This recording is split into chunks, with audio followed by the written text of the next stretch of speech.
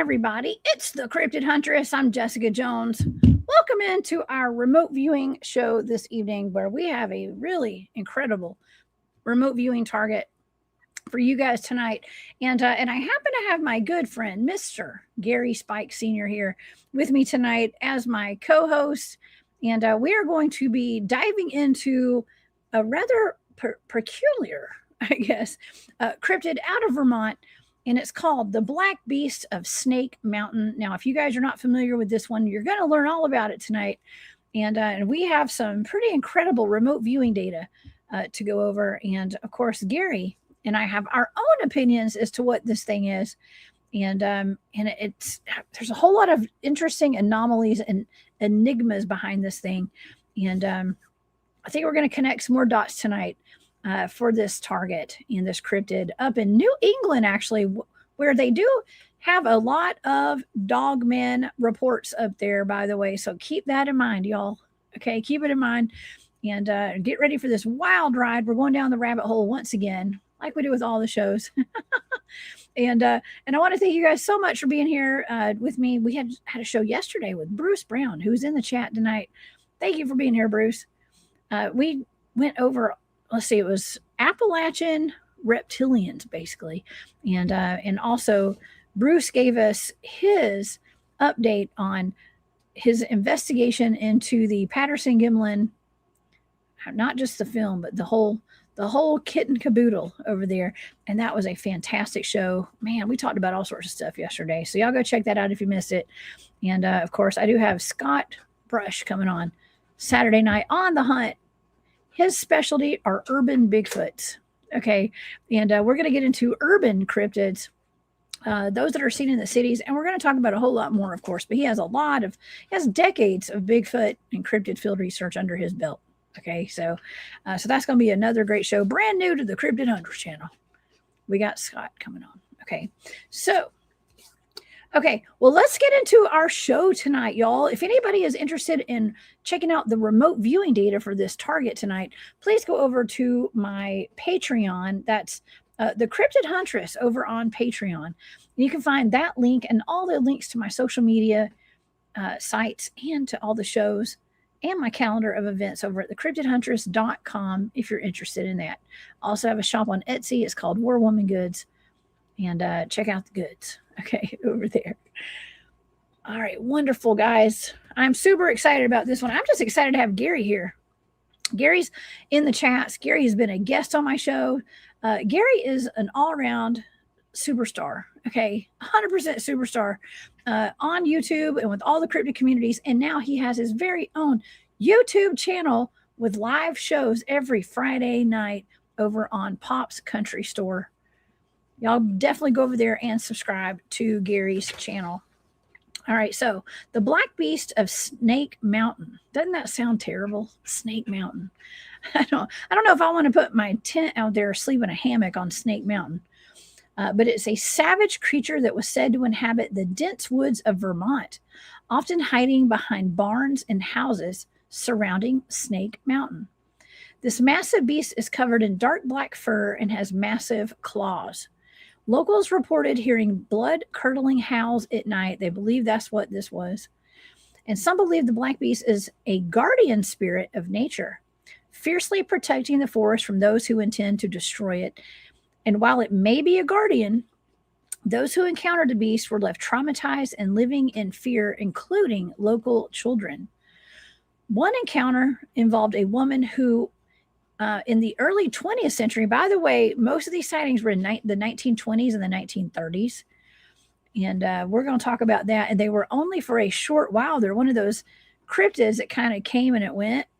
It was here for a very short time and then it disappeared, basically. But a woman was traveling a winding road at the base of Snake Mountain. She was pursued by a terrifying creature running alongside her vehicle. And it was so fast when she sped up, it not only kept up with her vehicle, but it surpassed her vehicle. Okay, so this thing was going really fast.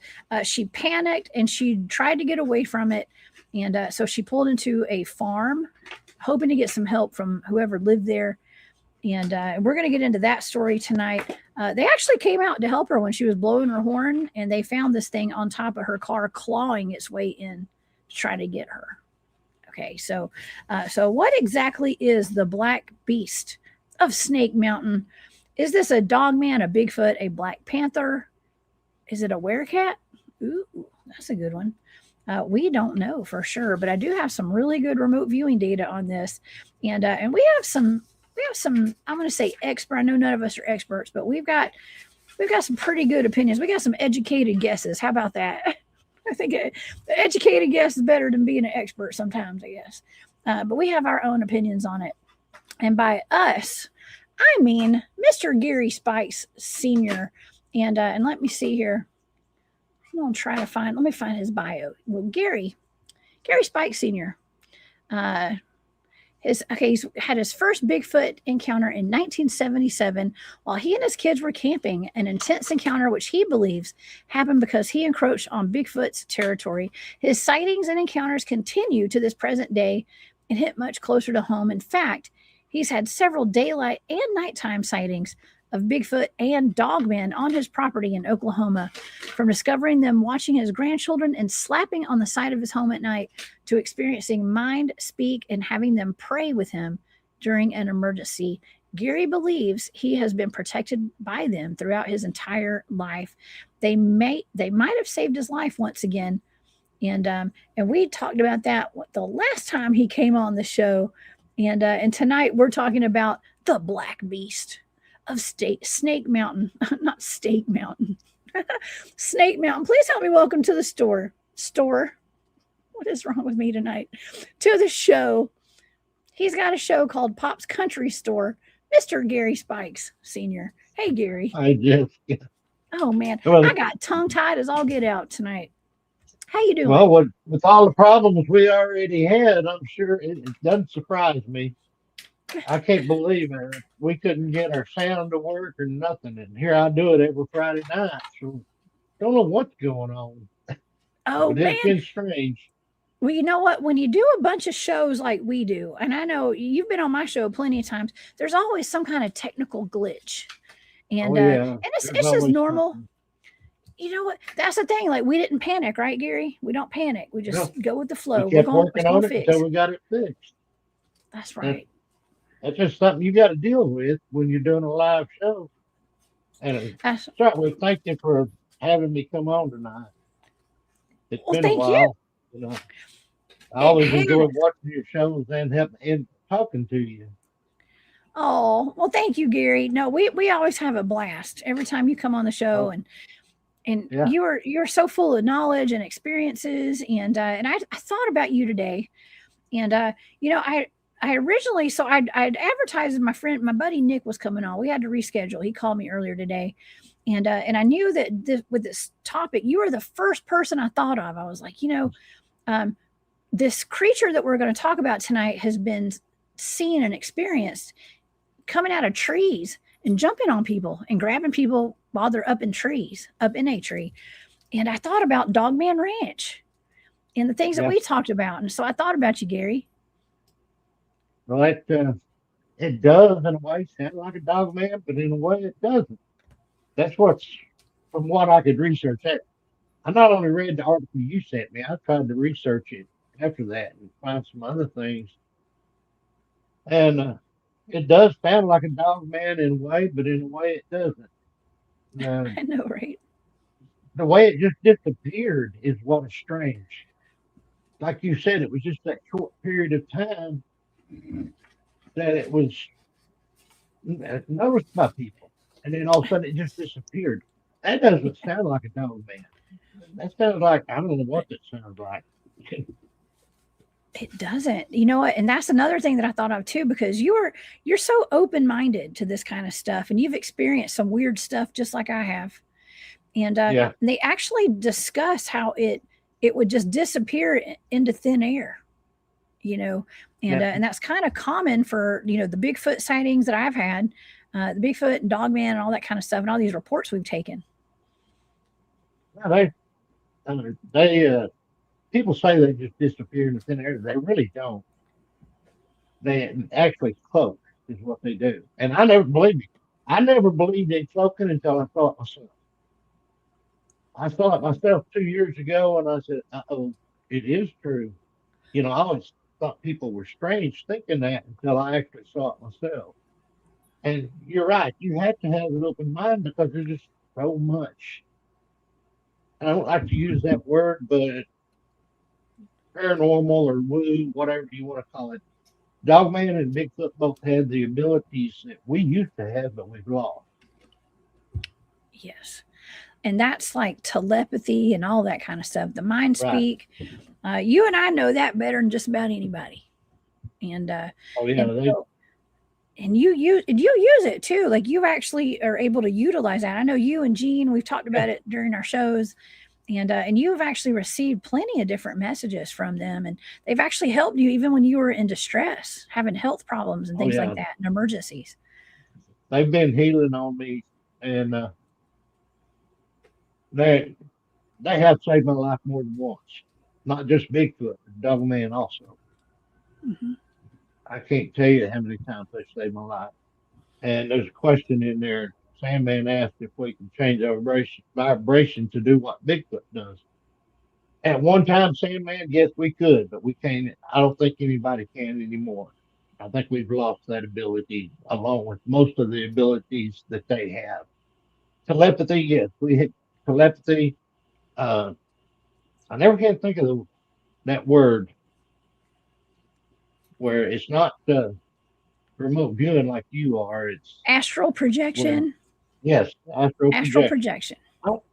I don't know why I can't remember that. We still have that ability. Some people do. Mm-hmm. And I mean, if you do some research, go back to the Nazis were researching it, and not only mind speak or telepathy, whichever one you want to call it, but telekinesis, all of that.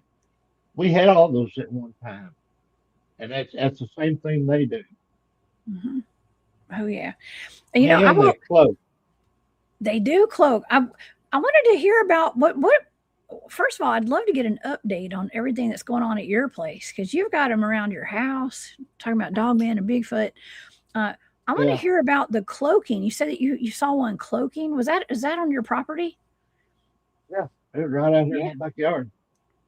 My it was right after my heart attack, and my sister was here taking care of me, and we kept hearing this noise, and it's just a slow.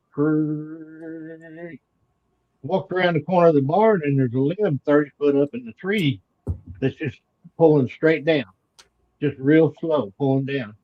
And when it got down against the limb below it, it just started vibrating like crazy. But there's no wind whatsoever. So I walked all the way back there to the back fence and looked up in that tree, and I couldn't see anything. There was nothing there that could pull that. And it was still shaking, it was still vibrating. There was nothing there to be doing it. Like I said, there was no wind. And my sister saw it also. The next day, that limb was laying about 10 foot out to the side of the tree, and there's no way it could have fell out there. The Whoa. broken end was pointed away from the tree. It had thrown that limb out of the tree. Do you think it was in the That's tree when when I it did it? started believing it. Do what? Do you think it was in the tree when it threw the limb down? Yeah, it pulled that limb down, and when it hit the limb that it was standing on, it just started shaking it like crazy, and then it broke it on off and threw it out to the side. Oh my But yeah, gosh. I couldn't see it up in there. You could see up in the tree, but you couldn't see anything there doing that. And but like I said, there was no wind whatsoever. Wow. I mean, that's just part of it. That was a stranger. And then here's one that you haven't heard. I'll go ahead and tell it real quick. Yes, please. I want to I hear it. was live. I was live on a show as a co-host, Oh, yeah. and I had a stranger come up right that way at my bathroom window, and I keep it open all day. The curtain's open all day.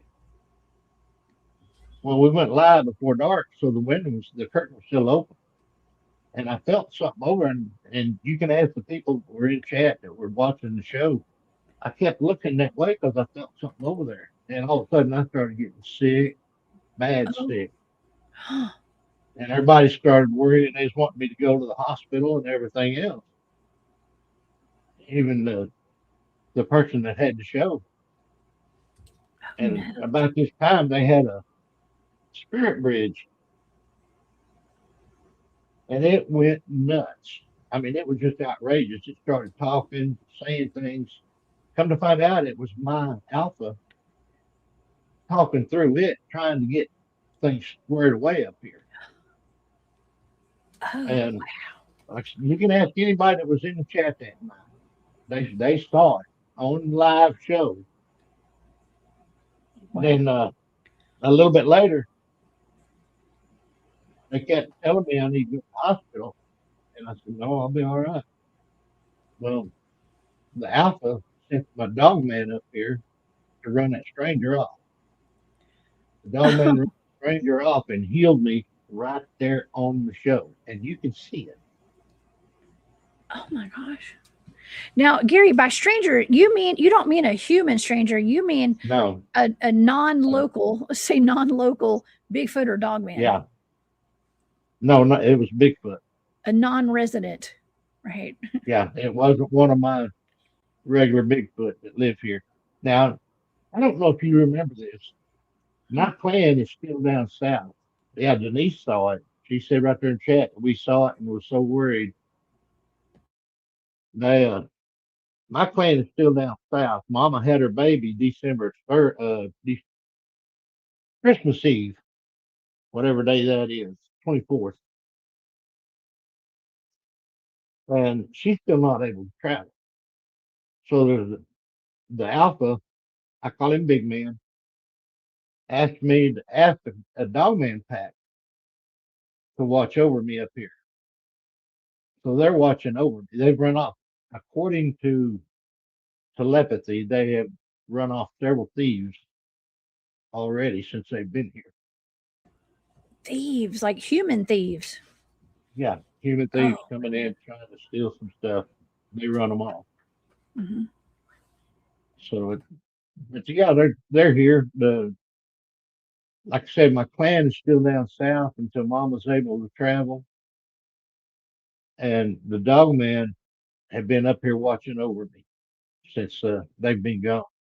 I saw one of the dogmen back here on the backside, in which you've heard the howl from the big man. Hmm. Then, yeah, there's been a lot of activity, and I'm still getting it.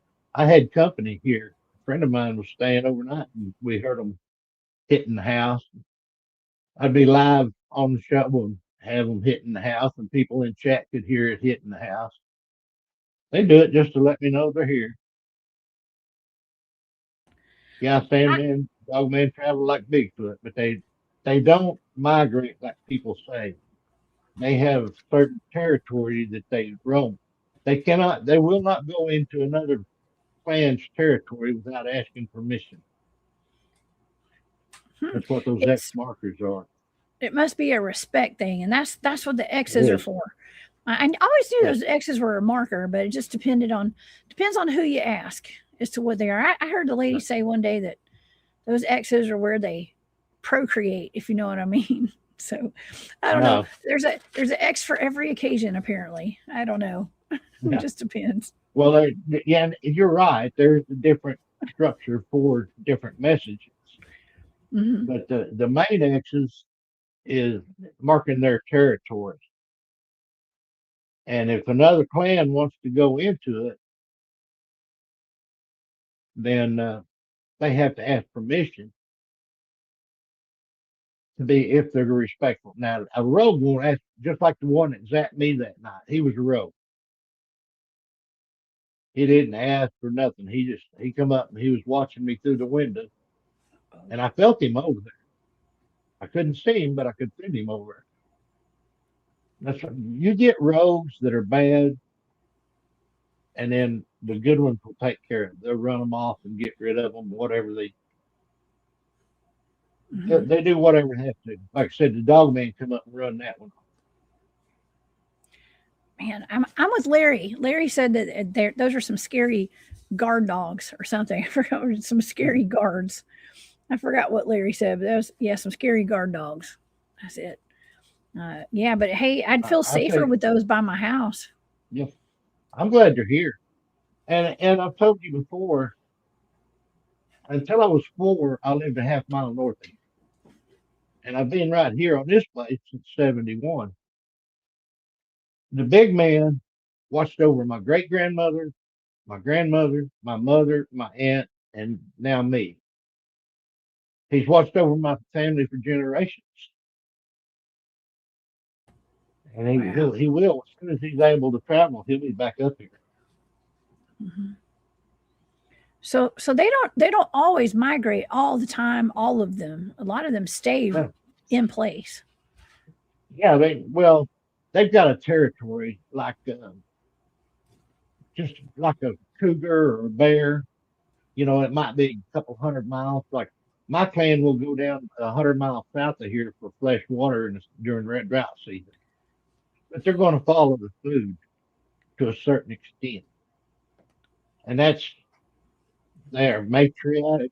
Is that how you say it?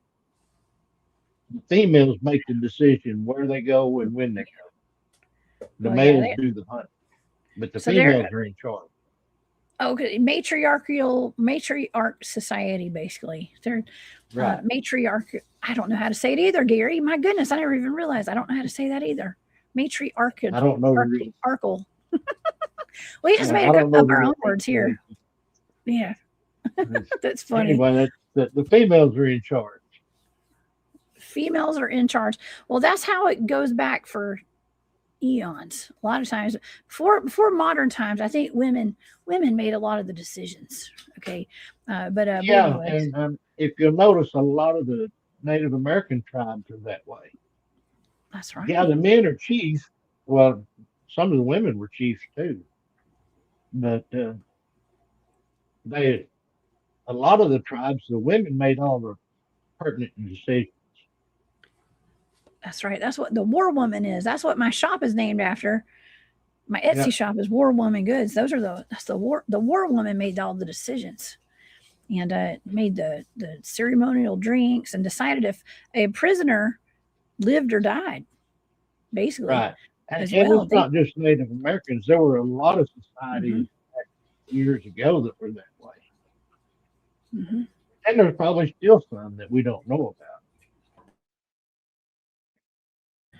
But that's yes. the way most of your Bigfoot clans are too. hmm Man, Now that's I'm actually not good to saying that know. all of them. Yeah, because they're just like we are. They're people just like we are, just a different race. But Mhm. they're different, just like we are. Also, Yes. they Well, look different, they act different. they're a little hairier too than some of us. Oh yeah, oh yeah. A little bigger, a little bigger, a little hairier. Probably smell a little worse than some of us. Not all of us, but No, I smelled pretty bad until today. I took a no, shower no. today. Did you finally take a shower? That's good, Gary. That's good. Finally, I took my Oh, weekly shower. oh my gosh, I took mine too. Okay, so we're good to go. We don't have smell-o-vision over here tonight, thank goodness. But Now, oh man. Well, that's really interesting. And one of the most famous Bigfoot out there is Patty from the Patterson Gimlin film, yeah, and she there's speculation that she was a shaman. yeah, And they do have shamans, and they've got other. Not all of them are healers. Some of them are healers, not all of them. They have shamans. They have just like us. They have different people do different things. And I listened to that show the other day. Sometimes I don't get to catch your shows because I hadn't got home yet. But I lost that. I listened to that when you and Bruce were talking about Patty. oh And yeah, some of us already knew about the clan being wiped out by the hunters before Bruce brought that up. yeah, oh M.K. yeah, Davis had already showed a pool of water there that was covered with blood. yeah. And but we people that with telepathy that had knew mind speak. A lot of us already knew about Patty's clan being wiped out. Mm-hmm. And yes, one of the babies that got shot was hers. Mm. Now, did you ever receive any kind of information about that through the Bigfoots that you're in contact with, or was it just mostly through the research of MK? A friend of mine got the information from the Bigfoot, and then she told me, and my alpha told me a little bit about it. Yeah. I was curious about that because I would assume that there's a network of, even amongst the Bigfoots and amongst the They Dogmen. I are. feel like there's probably a network nationwide, worldwide, potentially. They, they are. They all right. To give you an example, when I go on my trips to LBL or Alabama, my alpha does not go with me. He asks the local clan to watch over me. Now, if I go close, like down to Brown Springs, he goes with me, Wow. but he don't go with me on the long trips. Even Dogman Ranch, he asked the local dogman down there to watch over me, and they have. They've tried to heal me while I was down Wow. Yeah, I mean, it's interesting to think about that kind of stuff, and because we're talking about the telepathy and the mind speak and everything, they're on. It's almost like a different frequency, and they're there. able to tune in. They don't have cell phones like us, but see, here's the thing: all of our natural abilities have kind of been corrupt. If you want to call it corrupted or replaced, would be a better term. They've been replaced. Instead of using telepathy, we have telephones now. Yeah, right. Okay. That's what it is. We have turned to technology. Mm-hmm. They didn't. They don't like technology. They don't want nothing to do with it. And truth be known, if I could, I would live right out there with them. I'd be as wild as they are. I'd be a Yeah. lot happier if I lived out there. Hairier, Yeah, stinkier, and more free. yeah. But I'm just here's the kidding. thing: they don't all think. They're like a skunk. They got glands that they let it out when they want to. In all my interactions with Wow. them, only twice have I smelled them. Once was many, many years ago, and then the other one was last year down in Alabama. Yeah. And what myself and another person were standing there, and we smelled what we thought was something dead, but there was no wind to be bringing it to us, and we only smelled it for a little bit, and it went away. And then a little while later, we smelled it again. So they don't stink all the time. Huh. No, they don't. I haven't smelled. I've smelled some stinky Bigfoots. Okay, I've definitely smelled it before, Yeah, but it's not like that all the time. no, And yeah, they just want to get you out of an area, probably maybe, or let you know they're there. that's what it is. Hmm. And or well, like we were sitting at camp down there when we smelled that one, and I just told it through mind speak that we were there to enjoy visiting with people. We wasn't going to bother them at all, and they left us alone. Same way with LBL. We were Hmm. what in April. We were at LBL, and I got a Yeah. picture of one. That's the first time I've ever took a picture of one. Oh man. Well, that's right. I've seen your picture actually. It's a good one. Yeah. It was kind of Yeah, maybe hanging out behind a tree. yeah, it kept peeking up behind a tree at us, Hmm. and I'm not the only one that saw it. I know you don't care if I tell him. I'm always teasing Roger Williams, saying there's Yes. one behind you, Roger, and it just shakes him up, boy. Well, this time I said, Roger, there's one behind you, and he said, no. I said, yeah, there really is. And he come up behind me and said, show me where. And I was pointing at it, and it peeked out about that time, and Roger said a couple bad words that I won't repeat. But he took off up in the woods, and I took a picture of it. And then a bunch of us went up the woods and we had a good tracker with us. I don't have his permission, so I won't use his name. But we found the tracks where it was and where it had been. And I've got before and after pictures of that same tree.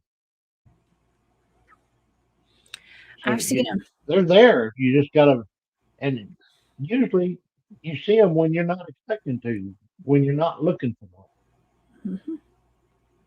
Mm-hmm.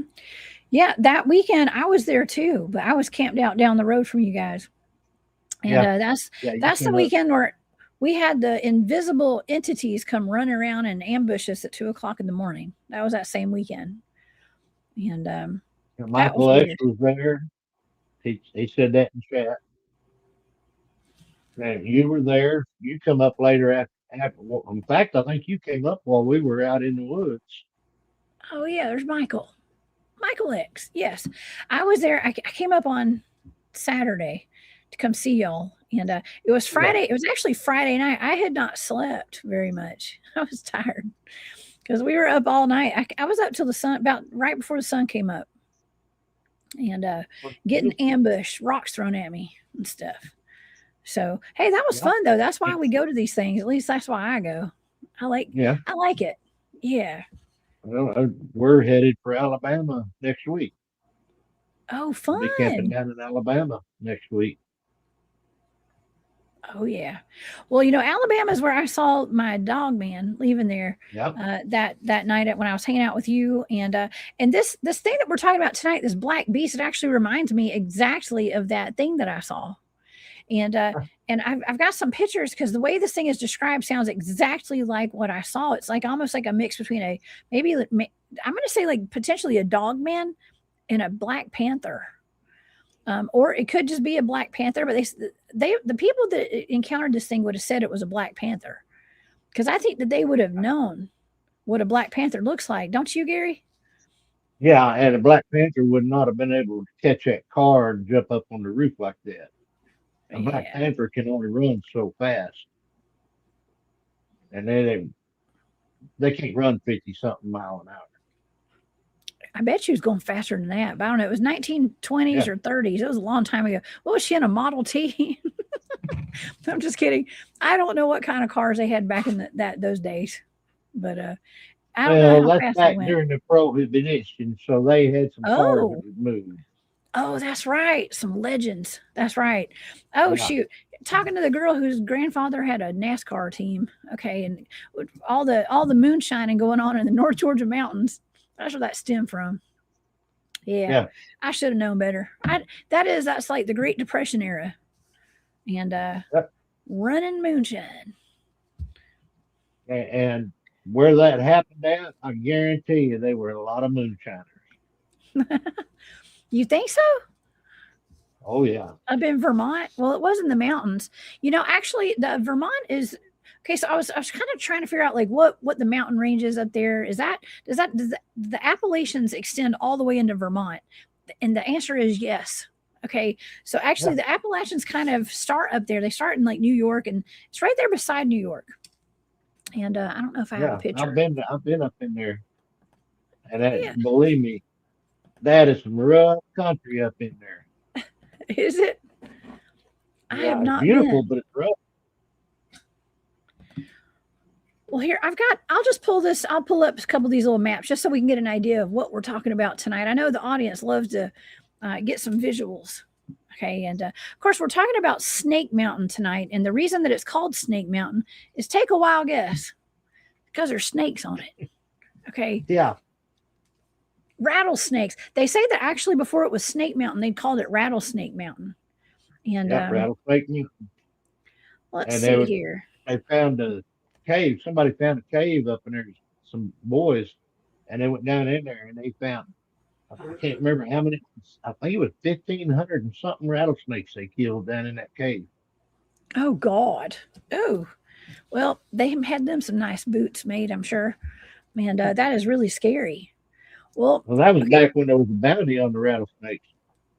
Oh, that's why the rattlesnake population got decimated. Kind of.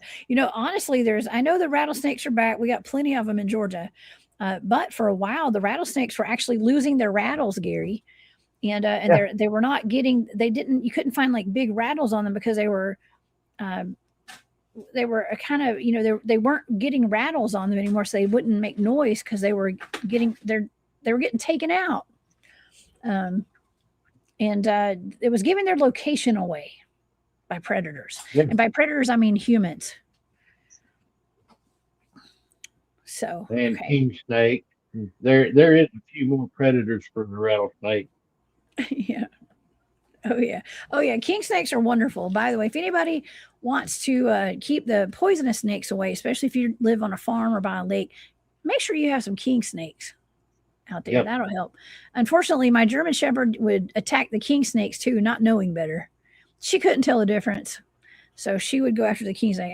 And Zoe, both my dogs did. But anyways, I digress.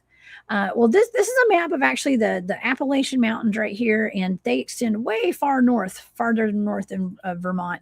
And if anybody's wondering, Vermont, I don't know if y'all can see my cursor, but right here where my cursor is, right on the corner, it's like the Appalachians and the Adirondacks are right beside it. And I want to say these are called the Green Mountains. Is that what that is? I can't remember. I know. Yeah, Upper Green Mountains in Vermont. It says it right there. The Green Mountains. The third picture says Upper Green Mountains. Oh, Upper Green Mountains. That's it. Okay, thank you. Good eye, Gary. Good eye. Okay. Well, it's an actually beautiful, beautiful place, beautiful mountains. I mean, those are snow capped right there. Probably gets a little bit cooler up there than it does down here in the south side of the Appalachians. Of course, there are tales of many different types of cryptids out of here, including lots of Dogman reports in New England, and the big W. If you guys know what the W is, it's kind of like Wendy's to go. If y'all know what that means. The way I think it is, the W and ends with go. I won't say W go. The W go. W and ends with go. Yes. Well, there's several different cryptids from this area, and but it's very mountainous. I've never been to Vermont. It is absolutely beautiful, but it definitely does look a lot like the Appalachians here in Georgia. It looks about the same as it does down here. But it's beautiful if it ain't covered with snow and you're driving a sim. Yes, yes. And I was surprised to know that Vermont actually has like 7 national parks or something. To be such a small state, it's a tiny state compared to places like even like Georgia, but it has plenty of state parks and national parks out there, which is kind of cool. So that means a lot of land for cryptids to live on, and there's a lot of wilderness out there, and that's the home of lumberjacks back in the day, Gary. And the lumberjacks definitely have some tales of some strange creatures out there. Well, it's not just the lumberjacks. The construction crews for the highways and the parks and everything else has got tales of it if you'll do some investigation. Everybody in there building those parks. Yeah. Got a lot of activity. Oh, yes. And what I'm finding too is that now that there's all this growth going on out there, and I think that that's part of what's going on in Vermont, or may have been going on back then too, was building and growth, and the critters getting pushed out of their environment. And that's why people were having these encounters with them. It's because there were people out there building houses, and the wilderness was not the wilderness anymore. It's like the country ain't country no more. Okay. No, even if you go to the national parks, they're shrinking in, and well, they're not shrinking in acreage wise, but people are getting into them more. Put it that way. Mm-hmm. There's nowhere you can go now that has you get out in the Grand Canyon area, and there's probably some that's unexplored, but the majority of the national parks have got people in them all the time. That's right. There's always somebody out there, somebody poking around. But hey, I love our national parks. I tell everybody to go, but just be careful. Watch your six, okay? And because there's things like this. Oh, go ahead. What year? You don't have to be. You can be in a camping area and have activity. in a full camping area with other people around you and have activity. Just like Mhm. we had 150 people at LBL, and I got a picture of one. Oh yeah. Yes, they kind of choose to show themselves to certain people, I think, and some people they stay hidden from. Pretty good. This thing that we're talking about tonight actually has just disappeared right before people's eyes before, Yeah, and I know we've experienced that when we're out in the field. Like, there'll be a flash of light, and people will be sleeping, and then like there'll be one person sleeping in a hammock who sees a flash of light and looks over, and hearing footsteps or hears footsteps and then sees a flash of light and there's no more footsteps. And so it's almost like, well, maybe something had accessed a portal right there in camp or something. I mean, we just don't know. It could be anything. it's possible. Down there at Brown Springs, we hear that cellar door slamming, and we think that's what it is. It's a portal Yeah, opening and closing. that's my conclusion as well. But I don't know. We had a conversation about a week or two ago with Bruce Brown, who's in here. He was my co-host yesterday. He talked about how, clanging quartz rocks together causes a spark like that too. Yeah, Quartz is a conductor. I mean, what what are the odds? Like, what if they're banging quartz together and accessing portals or something? I know it's kind of out there, but you never know. You never know. we have no idea, and we'll probably never know. I Hmm. mean, you had two friends walk into a portal one time, didn't you? I did. Yes, and they both And passed away since then too. everybody that I've heard about that has been into a portal has passed away not long afterwards. Really? Mm. Well, one Yeah, of not those just your two gentlemen friends. went. One of those gentlemen had at least gone into at least two that we know of, and knowingly went into another one. And he didn't mean to. He didn't mean to with the first one, but he recognized that there was something very off. And Yeah, my another friend was with them, and sometimes she's in the chats here, but another friend was with them, and so she can attest to that. And so yeah, and those are at national parks. Okay, so we yeah. got to always be aware of your surroundings and environmental changes and energetic changes and things like that. I mean, well, the one we saw, myself, several people saw it, and myself and another fellow started walking towards it. We got about 40 yards from it, and we both had the same feeling at the exact same time. And we both just come to a dead stop and started backing up. It was just pure evil through that Oh portal. no, We really? could feel it. So, yeah, we stopped and we just started backing up. We were staying away from it because it was pure evil. Hmm. Yeah, well, it's a good thing that whatever was projecting that dark feeling to you guys, it was probably protecting your lives. It was Yeah, keeping you alive, is what that was. yeah. And if we'd have walked on up to that portal, Blaine, there's no telling what would happen. I mean, Oh it was man. big. There was five other people saw it, Hmm. and it was during the night. It was just a glowing area, a great, well, it's bigger than this room I'm sitting in. But Wow. we just, we felt, but the funny part was we felt it at the exact same moment. We didn't even discuss it. We both just said, we both stopped and right at the same moment said, that's evil, and started backing up. It hit That us was both at smart. the same time. Gosh, that was Yeah, we so didn't turn smart. around. We backed up. Hmm. Yeah, don't turn your back on it. Well, you No, never know what's going to grab you. And I know this sounds really scary, and it makes people like it deters people from probably wanting to go in the woods, but you never know. There could be an arm. I mean, I've heard stories. My friend Mark Maycheck, Cryptidville, who he also passed away recently. yeah. He watched or he told a story. I don't know if he saw this himself. I can't remember, so I can't quote. Don't quote me on this. But he talked about either he saw this or someone that he knew uh, watched as a portal opened up in a national park, and an arm came out, and it said "Gotcha," and Hmm. it grabbed at somebody. It had a human voice that spoke English that had an arm that came out of a portal that said "Gotcha," and I've heard that that's too. terrifying. Hmm. And, I just that made it give me a thought. We Yeah. were talking earlier about this creature Snake Mountain just disappeared, and nobody had any records of it or saw it again. Maybe that's what happened. Maybe it went into a portal. Well, I have some interesting intel on all that. Okay, and well, it's just my actually it's not like intel somebody gave me.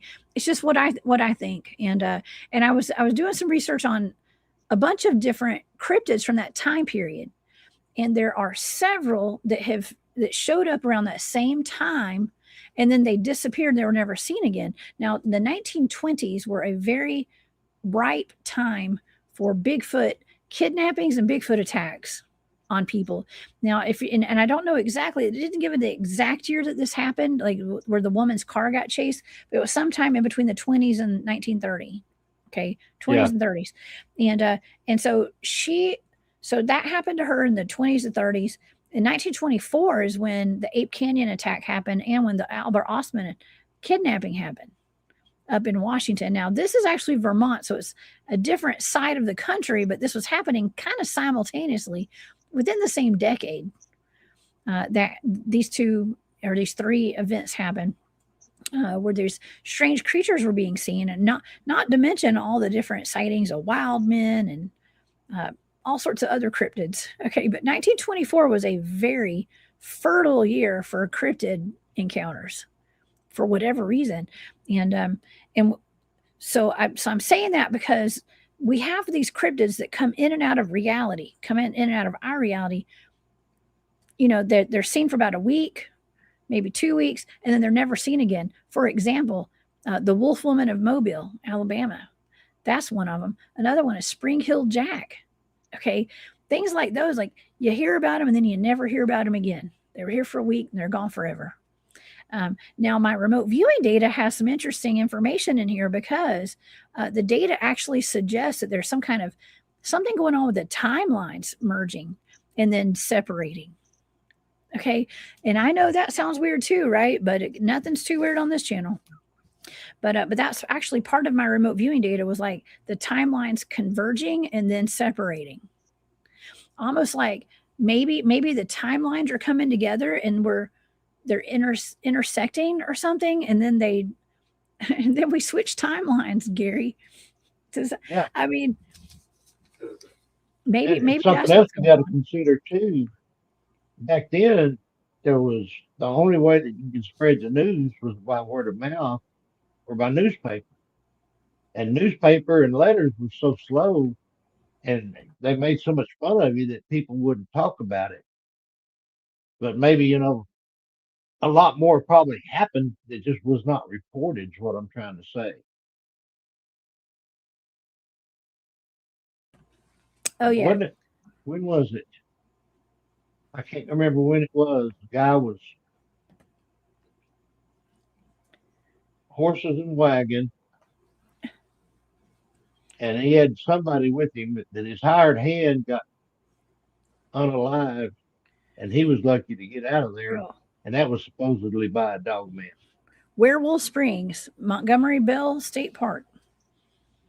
Is that what it was? Yeah, Tennessee. I don't remember the whole story. It was Tennessee. I'm pretty sure that was Werewolf Springs. Mm-hmm. Yes. See, that didn't get reported for a long time. Mm-hmm. Yeah, there were several. I want to say there were a couple of different attacks of that, and that was actually blamed on some wolf men, some dog-headed men that escaped a circus train derailment, I think, initially.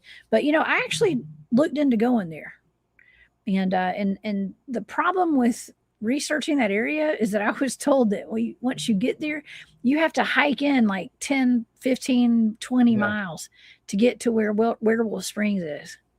You can't access it by a car. You have to walk on foot to get there. Can you imagine, like, if you were to get in a pickle out there, you'd be screwed.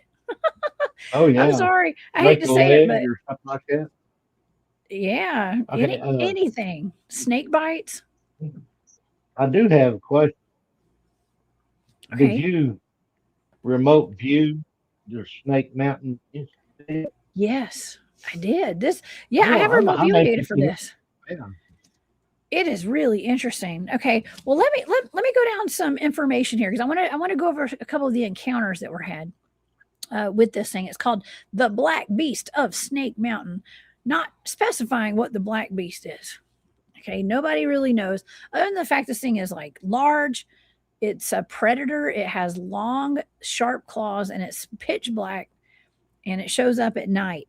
Okay, uh, it targets isolated rural residents, and it has calculated precision. The most detailed account came from it's actually a gentleman that wrote an encounter book. Okay, and it's called the Vermont Monster Guide. But he recounts when a woman, so his name is Joseph Citro, in case you guys want to look that up. He talks about a woman was coming home one night after she was visiting with her neighbor.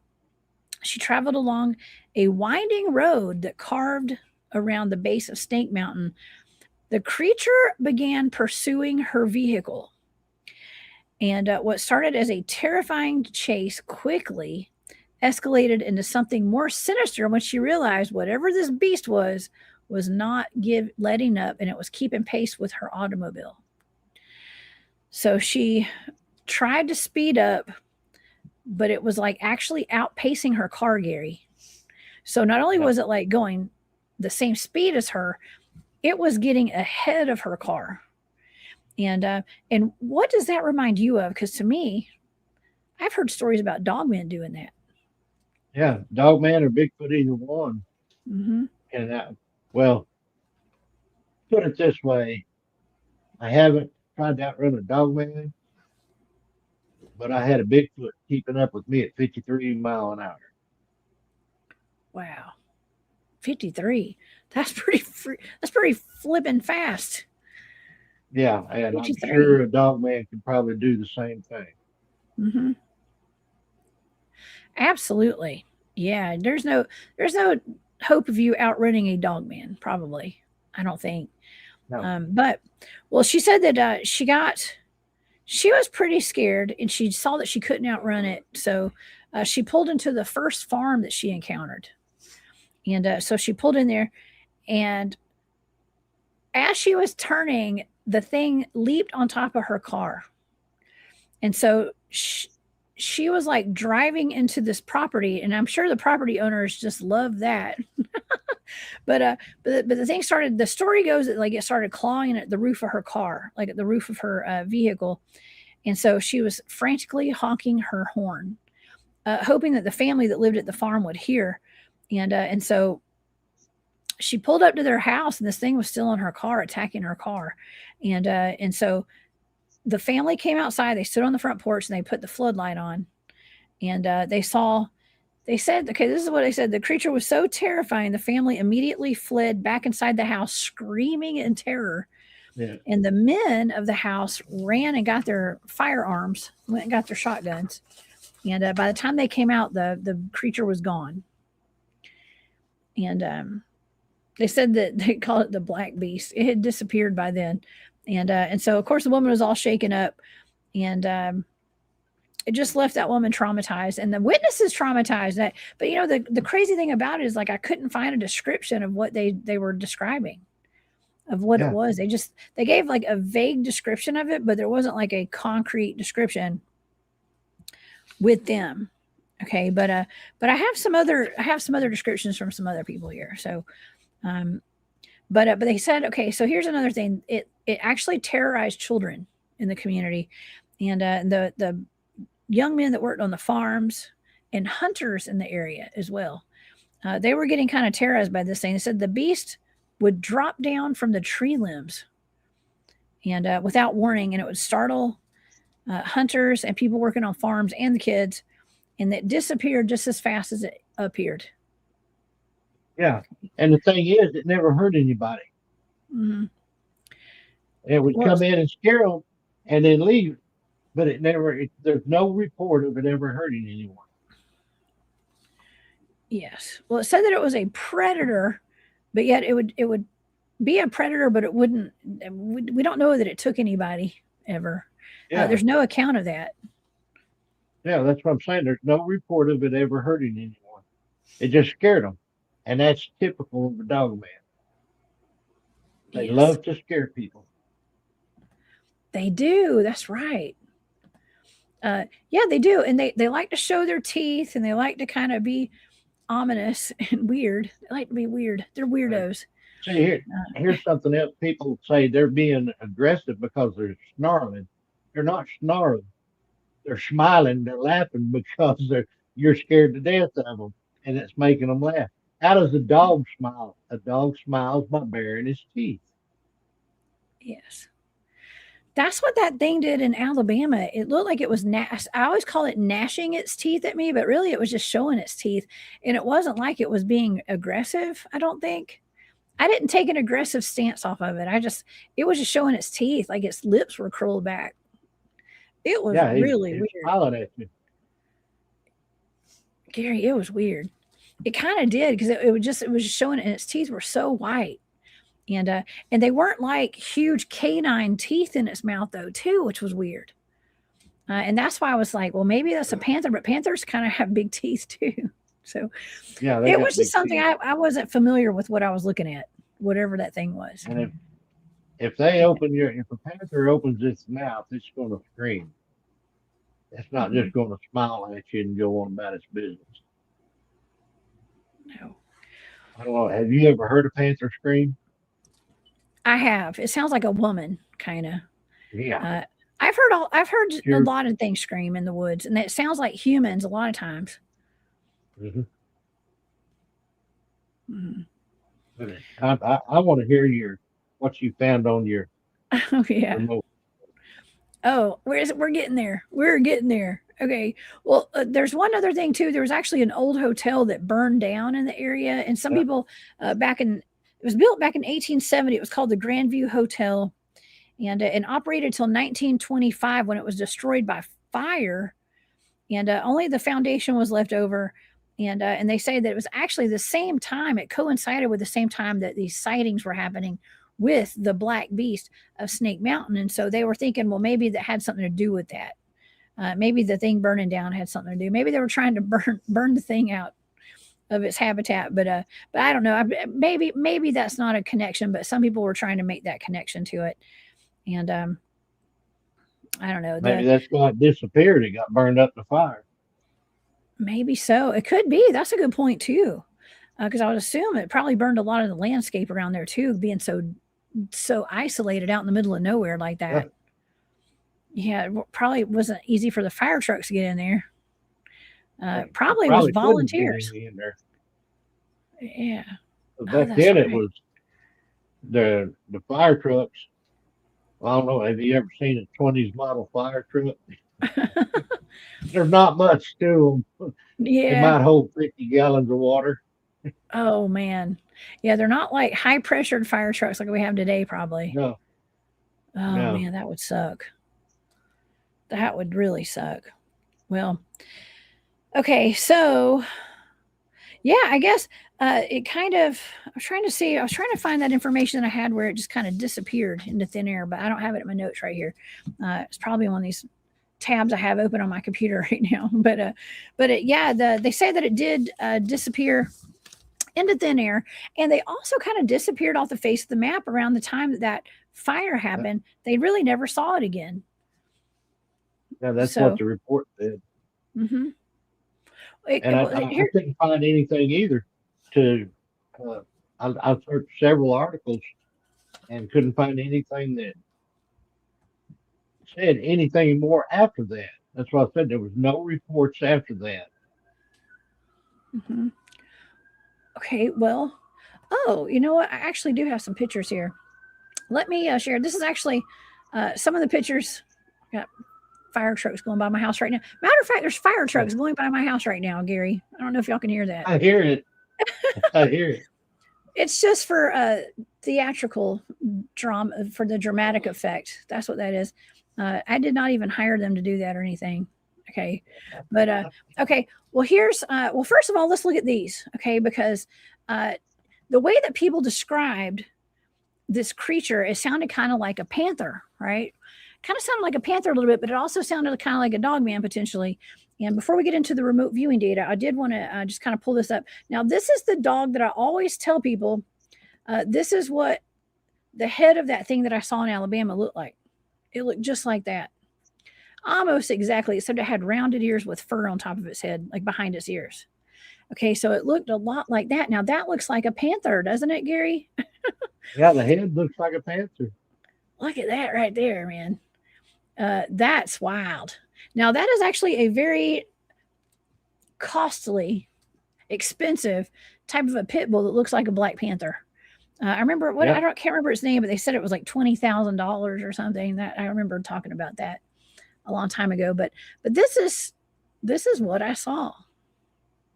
Look at that, and that it's like a almost like a pit bull panther bear is what I saw. Okay, and so this is kind of what this creature was reminding me of a little bit actually, was something like that. Almost like it could have been, it looked like a panther, but climbed trees. I mean, they say dogs can climb trees too, like regular dogs, I think. But I don't They think can the dogs climb would be, so high, but they can't go yeah, up a long way. no. Well, and they can't like drop down from limbs either and like drop back up, Mhm. I don't think. No. So there's also that. Okay. Well, All even right. a panther can't drop off of a limb and then go back up to that same limb without climbing up the trunk. No, that's a good But point. a dog man can drop straight down and then jump straight back up. Hmm. Okay. Well, these are just some pictures that like I brought up because it was like, well, kind of exploring the idea of like, could this be a dog man? We haven't, like I said, we haven't gotten to the data yet. But we've got, things like this. This is how it was described, Gary. When you look at pictures online of like what the black beast is of Snake Mountain, it actually looks like a fluffy, rounded dog man or something, is what it Yeah. looks like when you look at pictures like that. Now, this right here is actually a picture of Snake Mountain, in case you guys are wanting to look at that and check that out. It's beautiful out there. Oh, yeah, I forgot about this. It was funny because I was looking up Snake Mountain today and this kept coming up. It's a He Man, Snake Mountain. Castle, it's like Castle Grayskull. I guess it's not Castle Grayskull. It's like the other one, I guess. Maybe this is the dark side. But it's called Snake Mountain, the evil stronghold of Skeletor. Yeah. So I I just saw included that that. too. I love that. I think it's great. I miss me some He-Man. Okay. But here we go with this. Okay. So I showed you the pictures of the pit bull looking dog, the dog panthers, the pit bull panthers. And this is an actual panther, which this very well could be a panther too, Gary. But I would That think the up locals would there, know the difference. you see the spots underneath it. It's kind of like a Yes. jaguar. Yeah. A black jaguar. That's what it, Wow. that could be a black jaguar or a black panther. Hmm. But you can see the spots under the fur right there. You can. I'll be okay. There's that, and here's another picture of that dog again.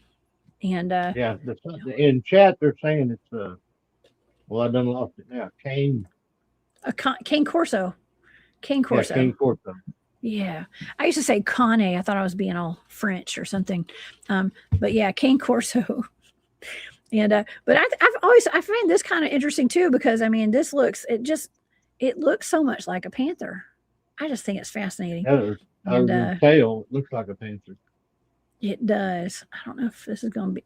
Oh, that's a picture of Anubis right there. Of course, that's like robotic Anubis.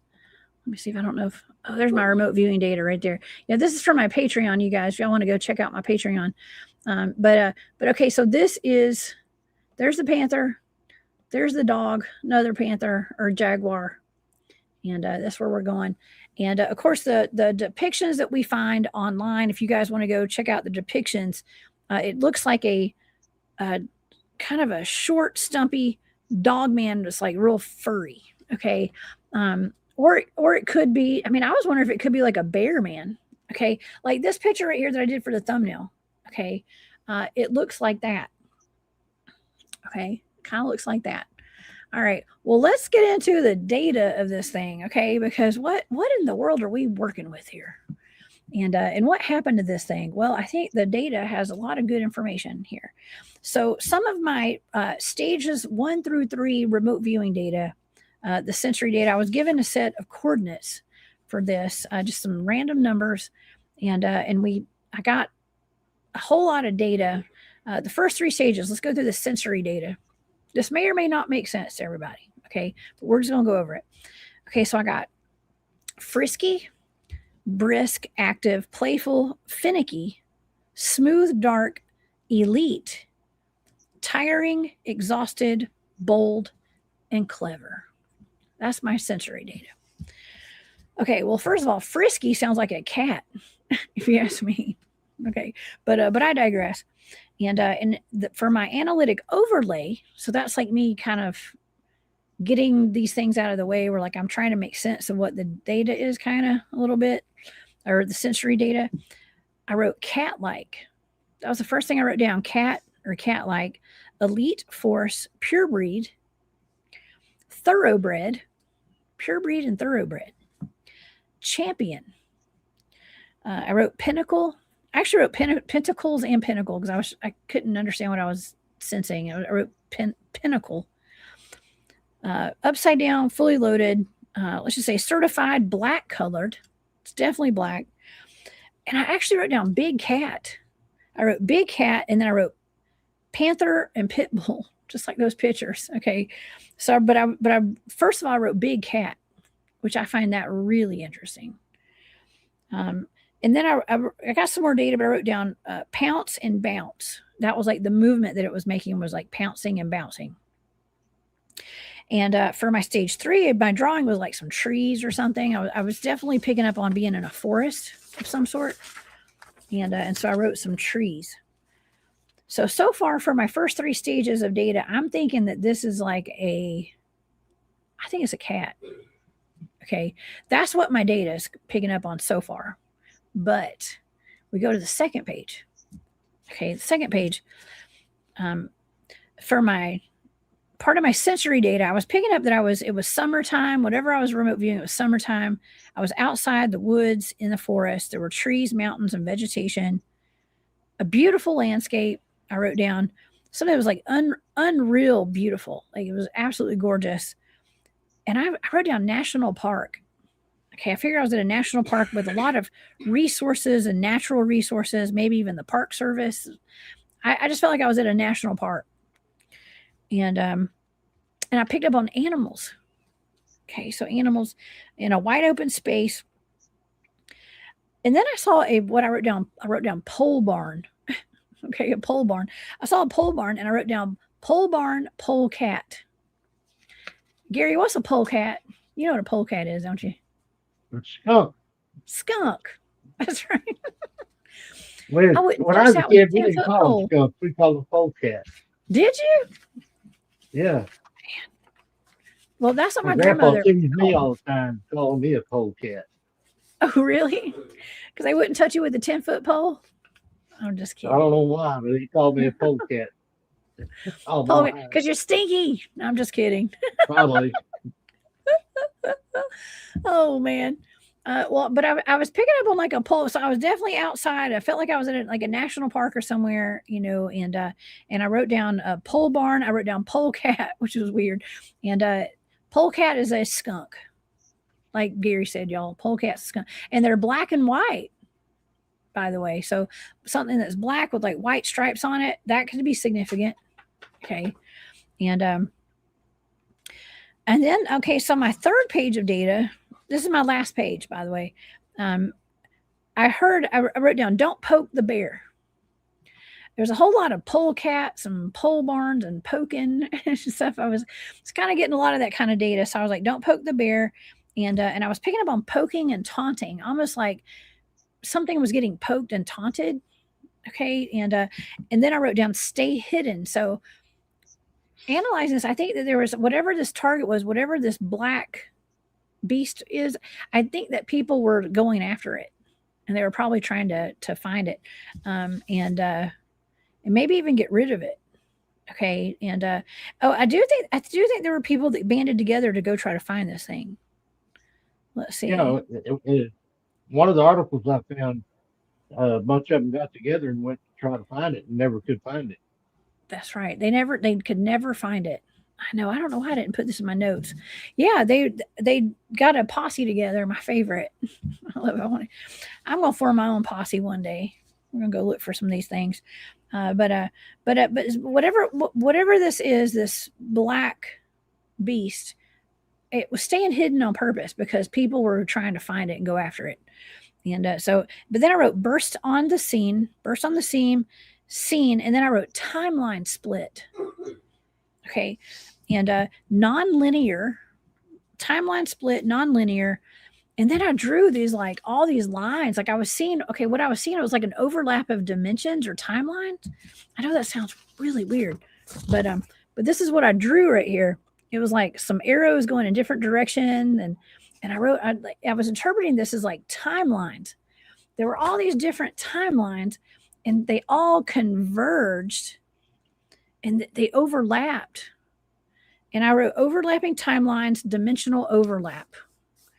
And that was the end of the session because I was like, I don't know, it just got real weird. I shut the session down because timeline split, nonlinear, overlapping timelines, and dimensional overlap. Okay, so I'm assuming what happened was that maybe this thing just kind of came out of nowhere when the timeline. I know we talk about timelines, we talk about Mandela effects, right? That's kind of the layman's terms, right, y'all? You can tell like if timelines are shifting and stuff and it is a vibrational frequency thing, by the way. It could be the earth changing the vibrational frequency. It could be the environment changing the vibrational frequencies.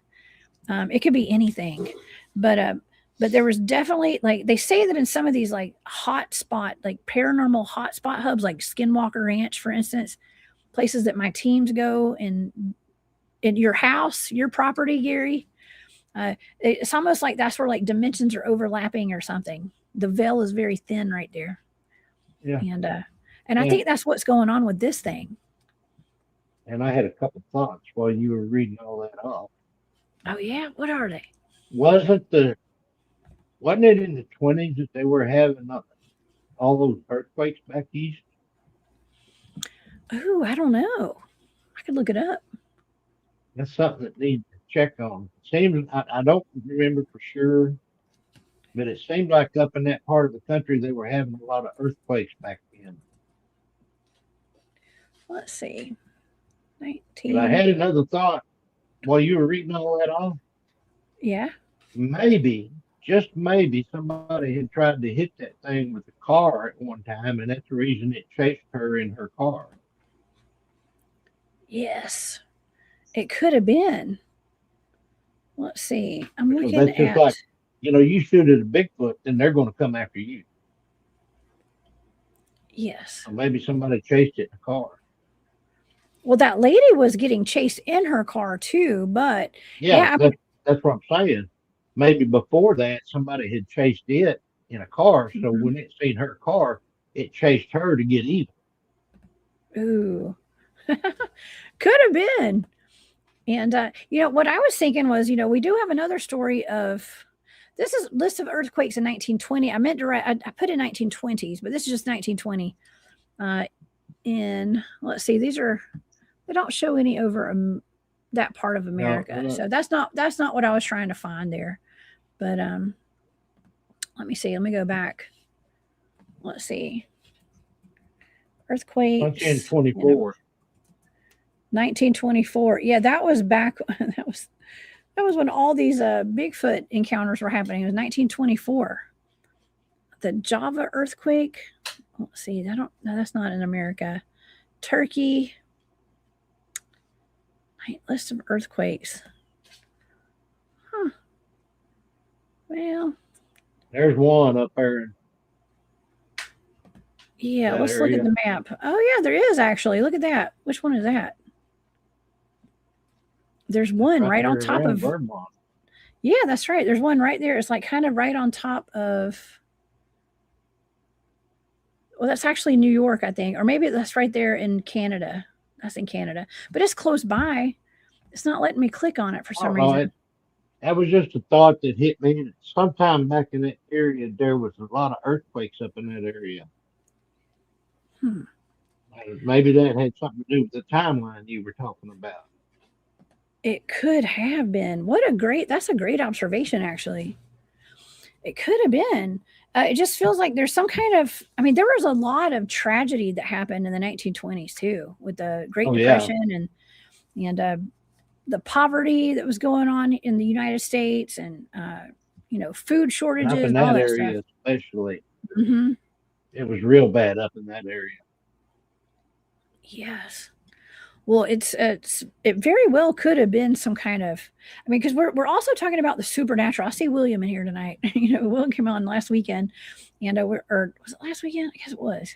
Yeah, we were Yeah, talking about the supernatural versus real creatures and stuff, and like flesh and bone type of creatures. And there could be a supernatural element to this black beast because of the fact that it kind of disappeared right in front of people. So there could be a supernatural element to that. yeah, it's very possible. I mean, nobody knows. There's no way of proving it either. Well, the according to my data, the first 2 pages of data, it seems like a flesh and bone animal, and it's an animal for sure. I think it's an animal. I'm gonna say that I believe that there's two options here, but the data is leaning towards a black panther. But I think that the black panther would have been identified by one of those people. They would have Yeah, known it was a black panther. yeah. Too many people back then knew what a panther was, and they would have been able to shoot it because too many Yeah. people were excellent hunters back then. They would have been able to find a panther and shoot in. Mm-hmm. But maybe that by listening to what you found on your remote viewing, maybe it was a cat person instead of a dog man. I mean, that's an option too. That's something that's become very popular. I think it was Eric, maybe we are saying, well, I think that werecats are the new dogmen. Okay. And by what I mean by that is like dogmen are so popular and everybody's talking about them. And I mean, we've even had conversations about, are people talking about dogmen so much that it's manifesting them and it's like bringing them That's into our possible. reality more? But if that was a cat person, that would explain what you got in all your Hmm. investigation, and it would also explain how they were able to just drop down out of a tree and then jump right back up into the tree. Hmm. But they also have the same abilities that a Bigfoot and Dogman has. They can cloak. Right. Yes. Yeah, it's got all that in there. I mean, I even wrote down like what I thought I was seeing was very similar to what I showed the audience. What I showed with Yeah, it looks like the cane corso pit bull looking thing, that dog, but also like what I saw in Alabama, which was most likely a dog man crouched down in the grass like that. It was the size of a bear. I mean, the possibility of it being a bear is there too, but like that's not in my data. Things that I wrote down, that we're just going by the data right now, right? So, according to the right. data, it's going to be a big cat of some sort, either a big cat or a dog man. That's Yeah, that's what I no, have narrowed this down to, and it could be like a cat person. Could be that too, but like we were talking earlier, we were thinking Dogman until I heard your information there. And when I heard your information, I'm leaning more towards a cat person. uh-huh. Yeah, cat person. And it's, I mean, they've got the same abilities as the Dogman. mhm. And they're getting very popular right now. Talking about like, it's not that a ton of people are seeing them, but they're being talked about more now. And Right. there was the case out of a state park in Missouri where they had them. We got in the conversation yesterday about some people believe that the reason there's all these lizard man sightings in the Appalachians is because they're remnants of a lizard people cult from the ancient Egyptians that lived here, prehistory, basically. Okay, things that have been taken out of our history books were never put in there. Where Well, there were, us talking like this made me realize something. We were at Brown Springs and we thought it was a big cat stalking us. My son and I saw it up in the tree to start with, and then it stalked us the whole time we were up at the cemetery. And after that, after us talking like we are now, maybe that was a cat person instead of a big cat. Ooh, it could have been. It could have been. I mean, how many of these? I mean, that thing that I saw in Alabama could have been a cat person. It It could have could have been been. that because it looked more like a panther, but it was the size of a bear. It was huge, and Well, it. some of the cat person are just like the Bigfoot and the Dogman. They're different sizes. I mean, you have Dogmen that are skinny, like a basketball player, same with the Bigfoot. And then you've got the ones that look like muscle builders, great big husky guys. And Mm-hmm. cat person's the same way. Yeah. Wow. You probably Yeah. saw a big the muscle builder cat person. Maybe so. Well, it wasn't like super muscular.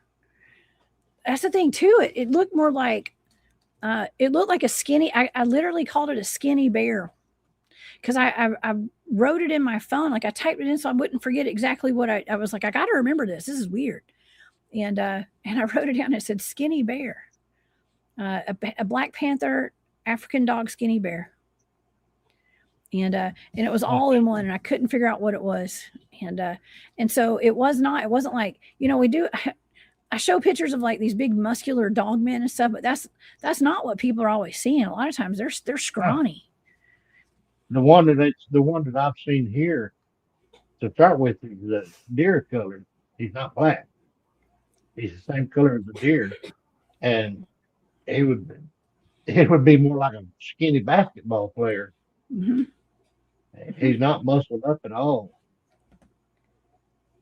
Wow. Uh, that William says, compare what you saw, Jessica, to the picture I sent you a while ago. Big cat with human hands in the tree. In the tree. That's what I saw. It, like I said, it looked like a panther, but it wasn't a panther. And that's why I like showing those pictures of those dogs because that's exactly Yeah. what it looked like. But it wasn't a dog either. I don't know what it was. Okay, so Well, uh, it could have either been a dog man or it could have been a cat person. It was one of the two for sure. man, We well, know it was one of the two. it was something. It was something. And thank goodness it didn't come in. Boy, if that thing had come from my truck, I don't know. I would have had to take off. My truck is not very fast. Okay. I would have been in trouble that night. I would assume that probably would On have gone that for the road you tires or were something. on, you would have been in trouble anyway. You couldn't Yeah. have, there's no way you could have went fast enough on that road. And I was going uphill too. I was going uphill. Yeah. And I was in the middle of nowhere. Middle of nowhere. Nobody, and it was 12 o'clock at night, 1 o'clock. I don't even know what time it was. It was late. I was probably not very smart of me, Gary, driving No, out I there. know. We didn't even know you left until the next day. Yeah, I left. But you know what? I wouldn't have had that experience had I not left when I did. That's that's true too. Yeah, You wouldn't have had that happen to you. But that's like I right. said, we didn't even know you left until the next day. I know. I took off. I like to dip out. I don't say bye sometimes. I said say bye to most people. I try to, but show some tater logs at them.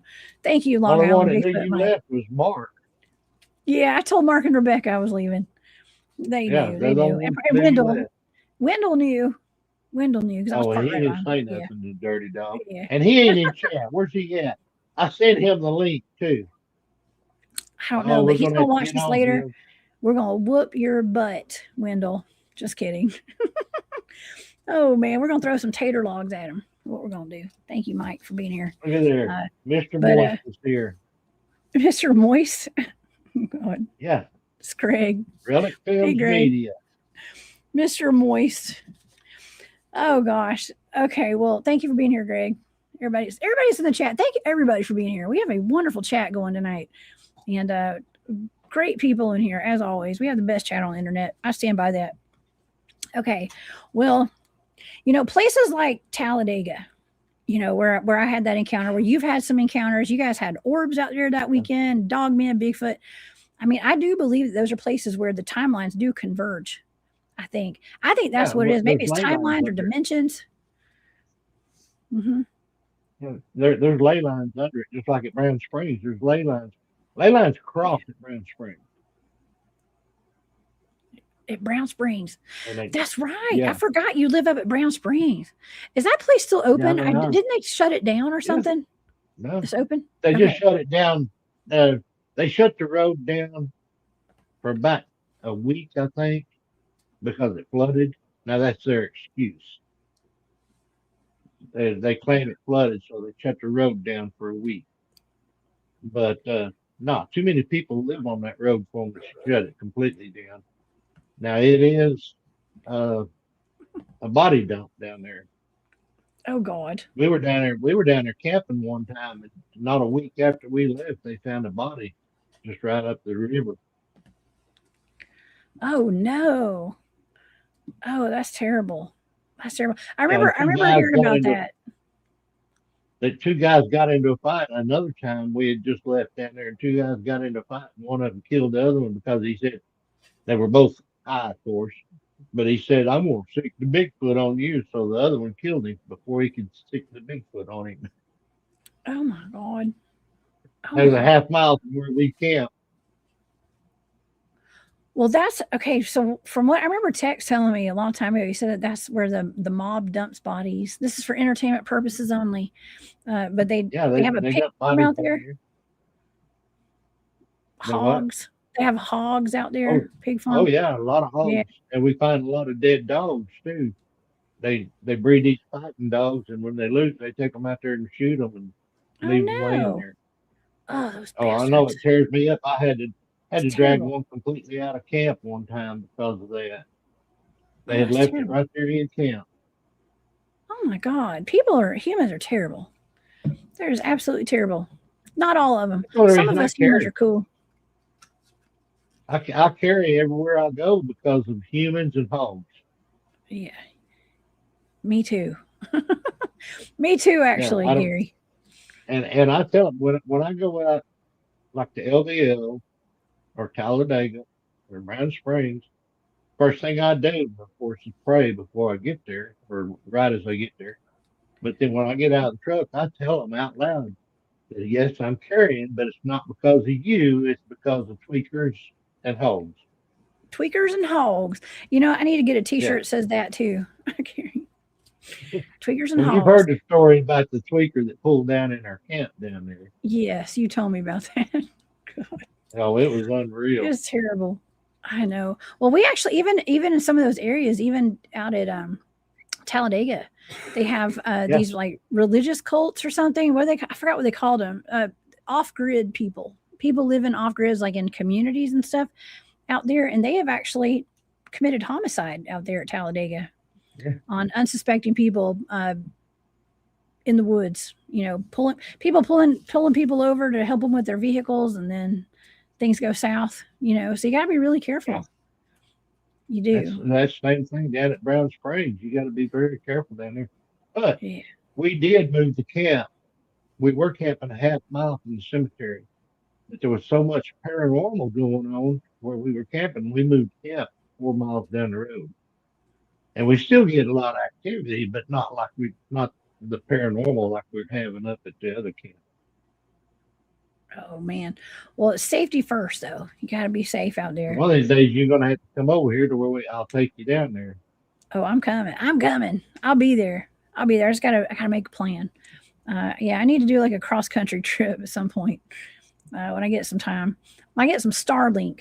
How about that? I'll get some Starlink and I can do my shows from the road one day. I got Starlink and I need them. Yeah. In fact, I got 2 shows on this camping trip I'm fixing to go on. I've got 2 shows that week. I mean, do you?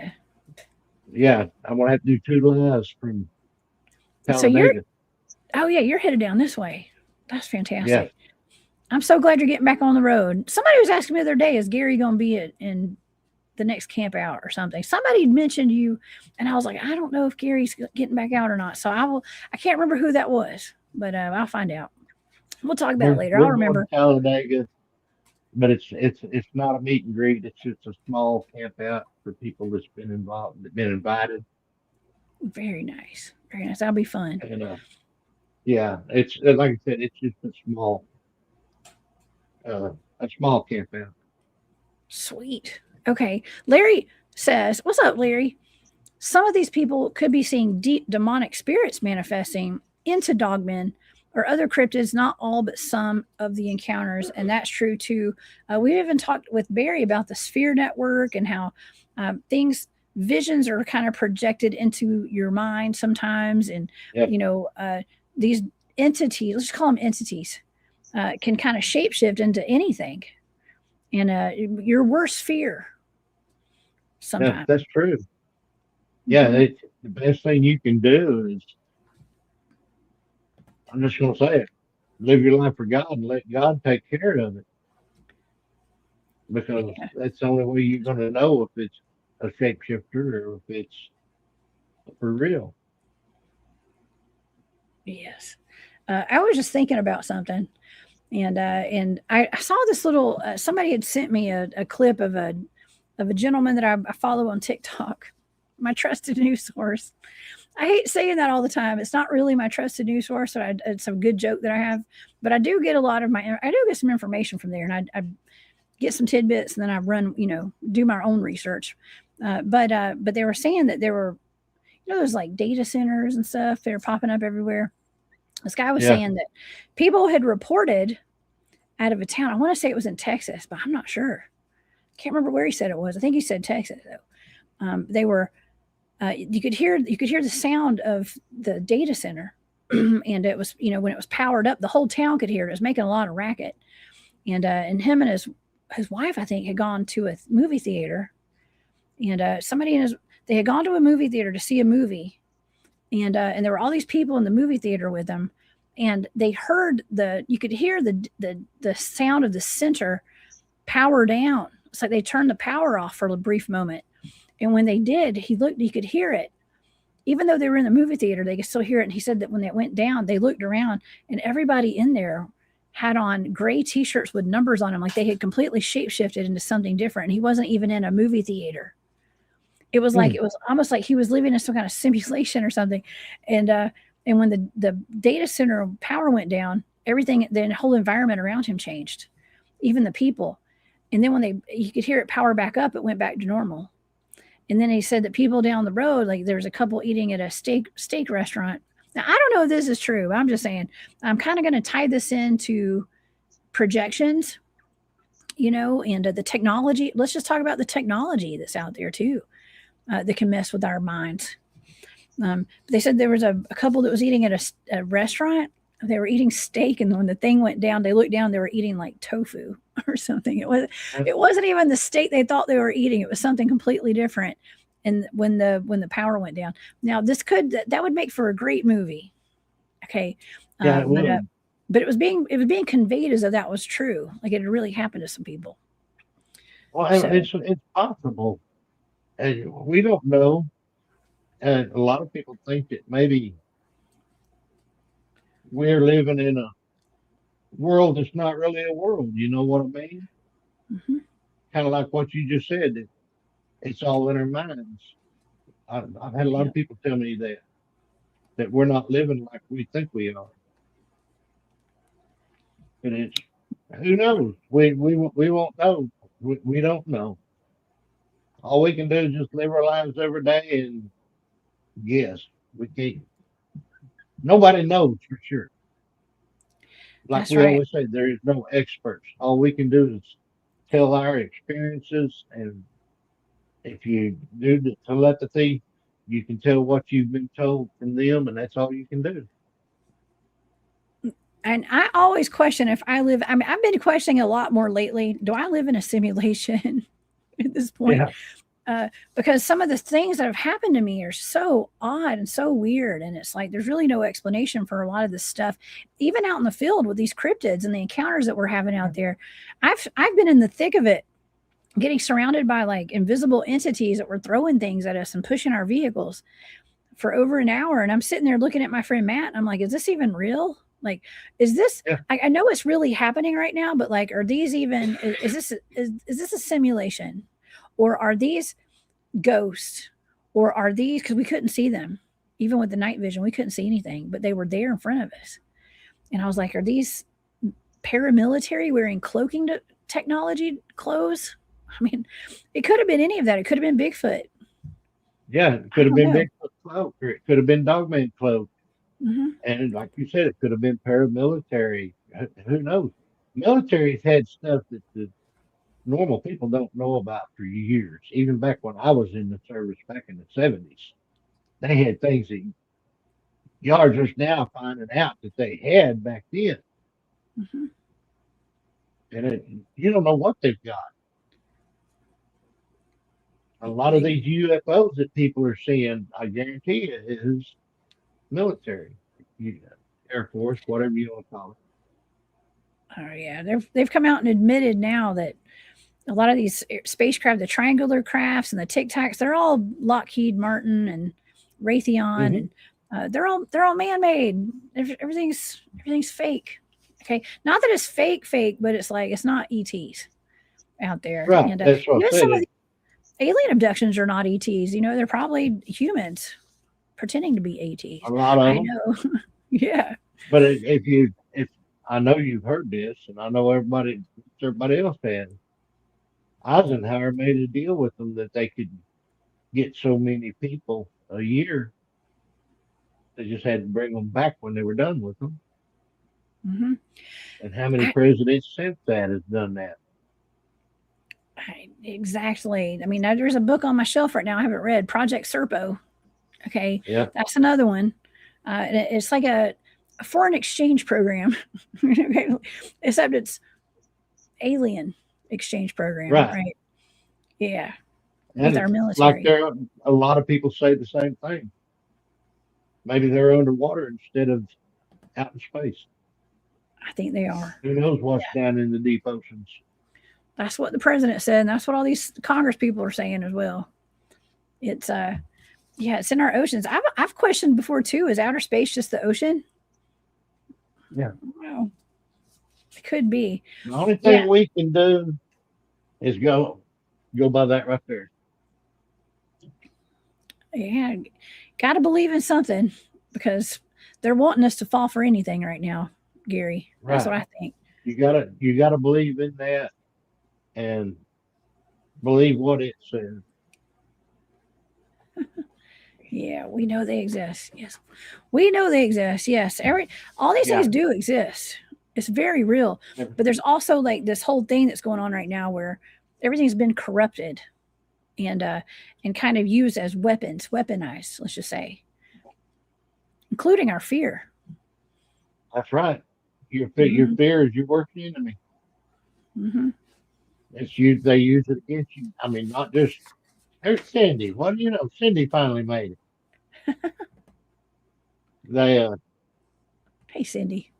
Not only do the cryptids use fear against you, the government uses the fear against you. Mm-hmm. Even your old friends use your fear against you. Yeah. Yes. Well, you know what I do? We're going to take that fear and we're going to use it to our benefit. Use our own fear. I like to take whatever scares the hell out of me and I use it to my benefit. I run straight towards it a lot of times because there's always an adventure in it for me. Well, that's terrible. That's why I shouldn't say that. Fear. Yeah, facing your fears. And it works too. I mean, as a kid, I was scared to death of heights. And guess what happened to me? I had to work on 4 inches of ice.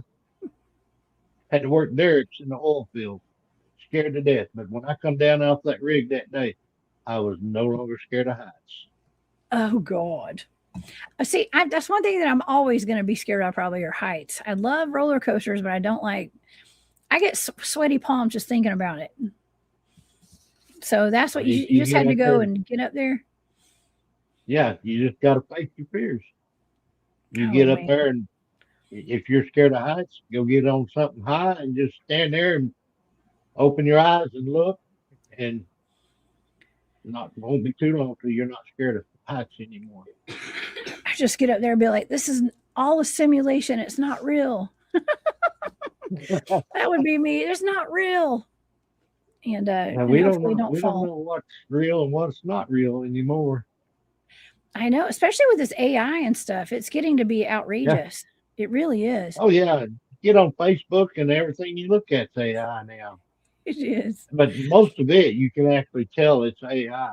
Like one today, it showed a semi wreck, and you could tell it was AI. There, I mean, just by looking at it, you knew it was AI. Yeah. Yeah, my thumbnails are AI. Okay, I'm not going to get an up Yeah. close picture of a Dogman anytime soon, y'all. Okay, and But so, but so that's are ours. yeah, it's the extent. Uh, That's the most, the biggest, the farthest extent I'd extend AI is like just thumbnails and stuff.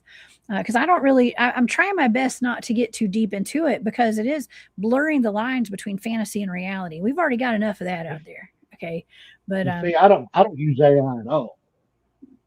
Blazer is the producer for my show, and he does all the thumbnails and everything else. But he uses the AI. I don't use any kind of AI whatsoever. yeah, shout out to Blazer. Thank you for being here tonight. I saw him in the chat a while ago, Yeah, and he's he's he's in good chat. at it. Yeah, he is. He's good at it. He's a producer on our show. I have no idea how to do what he does. If I lose Blazer, my show will get shut down because I don't know how to do it. And I got to give a shout out to Midwest Night Watchers, Jane and Gerald. Yes, shout out to Jane and They Garrel. they have got us. They've got help get my show started. Gerald made this picture that's behind me. I mean, Lori ordered the tapestry, but Gerald made the picture, and she I sent that love picture that. in and ordered this. Yeah, Gerald wrote the closing song for our show. Cindy wrote the uh, intro for our show. Both of them did a great job on the song. Hi, I Mark. There's CSI. Oh yeah, I love your shows are very fun to watch, by the way, and I'm super proud of you and all the wonderful ladies. Cindy's on your show too, and Cindy's in the Yeah, chat right Cindy's now, on the show. Lori's on the and show. Lori. Mark is on the show. Yeah, And my show, I tell everybody at the start of the show, I'm not a preacher, hey but Mark. if God tells me to say something, I'm going to, about Him. I'm going to say something about God. But our show is informative, and it's also to have fun. That's what we're there for, to have fun. And I want chat to have fun. As long as you stay, if you don't get out of line and get rude to somebody, you're fine. Just have some fun. And while we're on the subject, I am going to make a plug on the show. This Friday, tomorrow night at 6 Central, we will be having a drawing. Our guest tomorrow is Standing Stones. But Standing we've Stones. reached, yeah, we've reached 250 subscribers. So we're having a drawing at the end of the show. I don't know what Cindy's giving away. Cindy's got the prize. So you'll have to hit her up about what it is. But we are having a drawing tomorrow night at the end of the show. So be sure to come in. And we had one at 150. We're having one at 250. We're going to have another drawing at 500 subs. Congratulations, that's huge. That's a big deal, and Yeah, that's great. I thank everybody for coming in. Oh, Amy said we got 262 now. I haven't looked today, but yeah, That's wonderful. what we've had 4 shows now, I think, and we are already grown that much. So I appreciate everybody that's coming in and watching the shows. We're having a pretty good luck, and I'm going to keep it that way or try to. We are, I've got guests lined up for every night all the way to Christmas, except for one.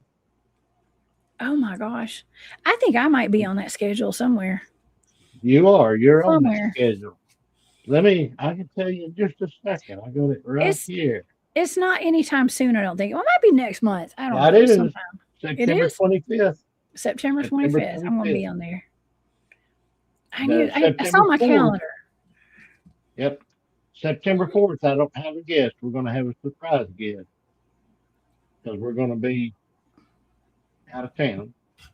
And December 25th, we don't have a guest. We're just going to have a Christmas party on our show.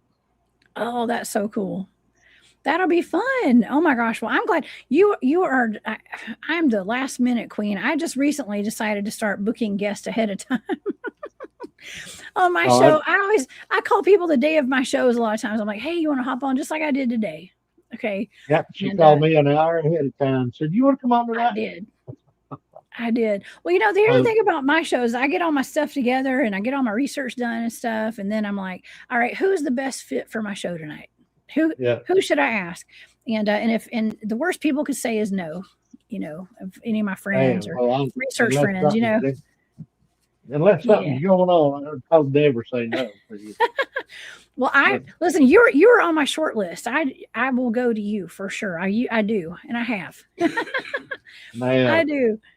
It always works out for me. November, I'll start Whoever comes on. getting guests for next year. Hmm. I've Yeah. already got 3 or 4 lined up. I just hadn't scheduled them yet. Oh And man. one of them's right there in chat. We have, I done like I talked to said, we me. have great chat tonight. Great chat. Yeah. You're usually last. No, you're not, Mike. LIB. I saw that comment. You're not. You're one of the first, actually. Yeah, I will give myself a pat on the back. I do have the rest of this month and most of next month. But what is today? It's almost, well, it's the end of this month already. Okay, but Yeah. next month I've got completely booked every Saturday night and most of the Good deal. weekdays too. I do. I got them booked. But you have to, another thing is, too, you got what, 4 shows a week? You have to I schedule do. guests for 4 shows. I've I only got do. one a week. And at first, we were just going to do 2 shows a month. But I had so many guests lined up, I said, we might as well just go ahead and do a show every week. And it's Cindy and Lori's the one that talked me even into having a show. Oh, you're gonna have 4 shows a week here pretty soon, Gary. Just wait. Oh no, I can't do 4 shows You a will. week. You you may go to 2. Listen, you might. I never thought I'd have Well, 4 shows a week. Just if depends. something happens to me, Cindy will have to take over anyway. Oh gosh. Let me. I love doing these shows so much. I learn so much. I have fun. I get to hang out with my friends like yourself. I mean, I just have so much fun. And yeah, it gets a little Well, tiring, but it's fun. that is what it's all about. That's the reason I said a while ago that, yeah, our shows are informational. And there's one of my best friends, Mr. Gene. How you doing? And but we're going to have fun on the show. So if you're not accepting that you're going to have fun or maybe even talk about God, and we do have prayer at the end of every show. We've got a prayers list on our Facebook page, and it streams across the bottom of the page. If you're not into that, then sorry, I hate to lose you, but don't come to my show because we're going to do it. Hmm. Oh yeah, it's always fun. Look at Greg, queen of the fabulous podcast. You're so silly. Thank you for being here. Uh, yeah, I highly recommend your podcast. And for everybody to come in there and it's a great place for everybody just to hang out and have fun and to catch up with our friends at the end of the week. And Yeah. it's always a good time. Yeah, these are like And I support won't. groups. It'll always be an hour and a half unless I already know that Cedar Creek Bottoms is going to have a show, because I will not step on their show. They come on at 8 Central, Yeah, and I'm going to give everybody get off in time for everybody to make it to their show. And I that is plug very all my respectful. free shows, yours, uh, Cedar Creek, podcast. I plug all my friend shows on there on my channel. Thank you. That is so sweet. You're such a dedicated moderator too, Gary, and I really appreciate you from the bottom of my heart. Thank you so much. And it's always a treat getting to see you in person and Yeah, seeing you. I've run into you at least twice, 2 or 3 times now. I think it's 3 times now. Twice at LBL, or no, once at LBL and twice in Alabama. Alabama, that's right. Yeah, We have fun. and Yeah, I'm going I'm to be going to run down into. there again pretty soon. Oh man, Yes. Well, I don't know if you're coming down. Are you coming down to Alabama for our thing we're doing? Mark's going to be speaking there. No, And I can't. Greg. No, this No, Greg and the other Greg. it's in October we have 3-day Bigfoot Festival at Honabi, Oklahoma, and we'll have a booth there. Oh, I It's want the to come to same that. weekend as it's the same weekend as Cornwallis. Okay. Yeah, Well, dang it. you need to come to Honabi. I do. Go over there Saturday. Come to Honabi Friday, and then go to Cornwallis Saturday. Oh my God, that's a lot of travel. I don't know if I can make that, but I will. Hey, maybe next year I'll be able to do that, or the next time they have an event, because John Venadventure lives up there, and I think Cindy Goodbrake's up that way too, and Tanya at the museum. Tanya's just right up the road. Yeah, I hadn't met her yet. Clayton, and yeah, we're going to go this year. We're going to get down there Thursday and set up, and then we're going to go to the Clayton to the museum. And then the festival is Friday, Saturday, and Sunday morning. Yeah, I want to get up there when I can go to Brown Springs. That's where I want to go. Yeah. I want to go do the scary stuff. Brown Springs is. I'll tell you this. I won't go to the cemetery every night. No. Which that let you go, but well, with other people. Yeah, I wouldn't go by myself anymore. No, you don't want to go up there by yourself. No, I won't go by myself. I bet I can find somebody to come up right up there with me though. I bet my buddy Matt will come. I know somebody that's wanting to go there too, and they'll come up and camp with us too. Okay. But I won't go up there after the last time I went to the cemetery. That I'll go up there during the daytime, but I won't go over in the dark. I hope I can continue hearing you. My earbud just went dead. Uh-oh. Okay. Well, I want to. I don't know if Gary, can you hear me? Yeah. All right. Okay, you can hear me. Well, I want to thank some people real quick because I got a super sticker. Jim Weaverling, thank you so much for super sticker. I appreciate you being here. Thank you so much for your support. That's amazing. Thank you so much. Also, Trisha Ann, thank you for being a member of the Hunt Club tonight. And Amy, hello. Thank you so much for gifting the Cryptid Huntress membership just now, too. That is so cool, man. You guys are awesome. Oh, and I appreciate that. Amy's one of the sweetest girls you'll ever meet. She comes to my show all the time. She does a lot for our show. Thank you, Amy. I know. I appreciate that. Here, let me pull this up. Yeah, well, speaking of shows, I guess I want to thank you, first of all, for being here tonight, Gary, and especially last minute. That was fun, getting to catch up with you. And I know we're not going to be here all night. It's a school night, okay? So I got to get my son to bed. And I know I don't know, I'm getting old. I got to go to bed. I just still haven't gotten my sleep schedule fixed since my kid went back to school. And so you're getting old. My kids are older than you. I'm getting I'm an old lady. I'm an old lady these days. I feel old, but sometimes. But we're gonna listen. You got your show tomorrow night. Who is your guest tomorrow night? Standing Stones. Standing Stones. That's right. Okay. Yeah, we'll be on at 6 Central tomorrow night. 6 Central. Well, it's Pop's Country Store. It's just there's no it doesn't say podcast on there. It's just Pop's Country Store on YouTube, y'all. And so please, everybody, go over and subscribe to Pop's Country Store and be there tomorrow night. I think it's 7 o'clock Eastern. Is it 6 or 7? Right. Yeah, it's 6 Central, 7 Eastern. Okay. And we also have a Facebook group page too that if they want to join. Oh, perfect. I need to make sure that I'm a part of that. I don't know if I'm on her Facebook page or not. I think you are. Am I? Okay. I'll double check after the show tonight. I'll definitely check. But well, how about this? Okay, so everybody go subscribe and tune in to Pop's Country Store every Friday night. And to summarize our show tonight, okay, because I know we're here about the Black Beast of Snake Mountain tonight. Gary, do you have any final thoughts on this? I mean, I personally think that this creature, which is probably not there anymore, because they said it didn't really show back up after the 1930s. I think this is a panther. It's either a panther or a dogman, maybe a feline humanoid. I don't know. What do you think?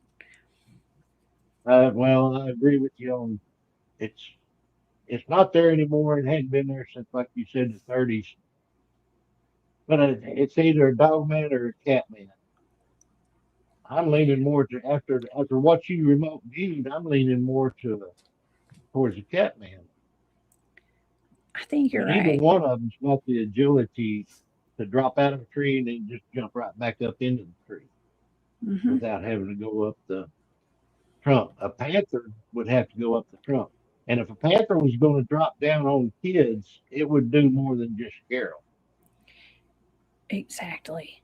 It's almost like it had some human intelligence to it. Now, I don't want to say like human as in like dogman. Like people think the dogman may have some human intelligence a little bit, human-like intelligence. Maybe I'm with you. I think it could be a cat person too. But that was never on my bingo card. Okay, like that was never even in the like my thought. It was not even in my thoughts. Like I didn't even know that was a possibility for some of these creatures out there. But it does seem to be. That's what the data is pointing to for the remote viewing What the data's session. pointing to is a cat person. It is. It is. Yeah. Like a panther Even person. more than a dog man. Yeah. It is. And a cat person would be able to run like that. And like I said, it would drop down and scare kids, but it wouldn't, or people. But if it was a panther drops down out of a tree like that, it's not to scare them, it's going to damage them. It's going to eat them. Yeah. Well, there's so many accounts of people who have been like hunters and just even that poor lady that was walking her dogs up in North Carolina, Miss Hamilton. Brenda Hamilton got attacked by something. I think it came down from a tree. I think she got attacked by a cat, a big cat. But see, some people think it was a dogman jumping down from a tree. Dogmen sit in trees too. Well, that's like that woman here in Oklahoma.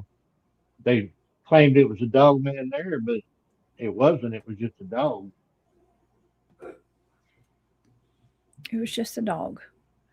Man, yeah. How common is it for dogs to climb trees and stuff? They climb a little ways, right? They can go up so high, but they can't go up very high in a tree. That what they're doing, they're not really climbing. They're running up the trunk. Running up the trunk. Oh yeah. Man. But they're not dropping down from limbs. No, they're not dropping down from limbs. They don't even go very high up the trunk. I doubt. I'm not going to say positive because I don't know, but the highest I've ever seen one go was less than 10 foot. They just run up the trunk and then turn and jump back. I have seen that. Wow. But I've never seen one go up and sit on a limb and drop down on people.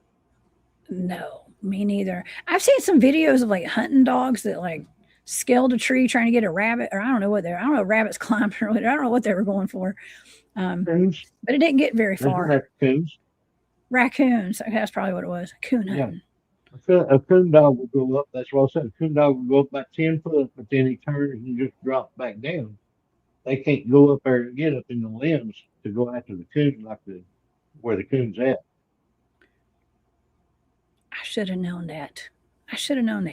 See, you can tell I don't go coon hunting. I have a hunting dog though. My dog is a hunting dog. But he just hunts ice cream and pup cups these days. So a beagle hunt rabbits, and you got different dogs for different things. Foxhounds, beagles for rabbits, bird dogs for birds, and coonhounds they're bred to hunt coons. My son used to raise them and sell them. Oh, and they would go up, like I said, partially, but they can't go up there and just sit on a limb like a cat can. Now, it's like Yeti said right there. He had a coon dog that could climb if the branches were low enough. But they can't, about 10 foot's usually about it, and then they're coming back down. They're not going to go up there and lay on a limb and wait on you to come under you and then jump out. Oh, I just saw a comment from Jean. So she just asked if okay, first of all, Michigan Salmon, thank you so much for that super sticker. I appreciate you so much. That is very kind of you, and thank you for your support. I appreciate you always being here. Thank you so much. Jean was asking, Jessica, have you thought about doing a Google search for circus train wrecks in the area where these creatures were reported? I did think about that, and I did not do that today, but I just pulled it up. And I did a show last week. I had Robbie Rains on here, and we were looking in I think it was last week, we were talking about the Beeman monster. And where's that out of? Indiana, I think, or Illinois. Yeah, I think it's Indiana. And the story behind that was like, well, it's a descendant from a 12-foot tall gorilla that came out of a train wreck from a circus train wreck. And we looked it up live on air. Gary, I was shocked at all the train wrecks that involve circus performers and circus animals throughout those days. So here, I'm going to pull this up. I just found this. Thank you, Jean. That's a great point. And let's look, because there have been some major train wrecks. There was at least one in Vermont. Let's check this out. Was it back in the 20s? Well, that says 1887. Right here, the Hartford Railroad disaster. Let me pull this up. A list of circus train wrecks. I mean, this is terrible. Known train wrecks. Okay, this starts in the 1870s. Look at all these. This is wow. Can y'all see that? Yeah, y'all can see that. Okay. Let me just kind of go. Okay, here we go. The 1920s. Around, let's say 1920. We got Canada, Indiana, Kansas, California, Texas, Toronto. Well, I think that's Ohio, actually. Minnesota, California. Yeah, I don't see any in Vermont. Here, let's hit continue. I mean, it is amazing how many circus wrecks there's been. I guess that was it. Let me go back. Yeah, it tells you how many people died, like how many humans were killed and how many animals as well, some of those. Look at that, 179 people injured in that Indiana crash in Hammond. That was bad. Let's click on that. Wow. Yeah, that was, I mean, circuses were a huge deal back in the day, Gary. That was probably one of the main sources of like annual entertainment that would come through these cities, I would think. And they had elephants and all sorts of different exotic animals and stuff.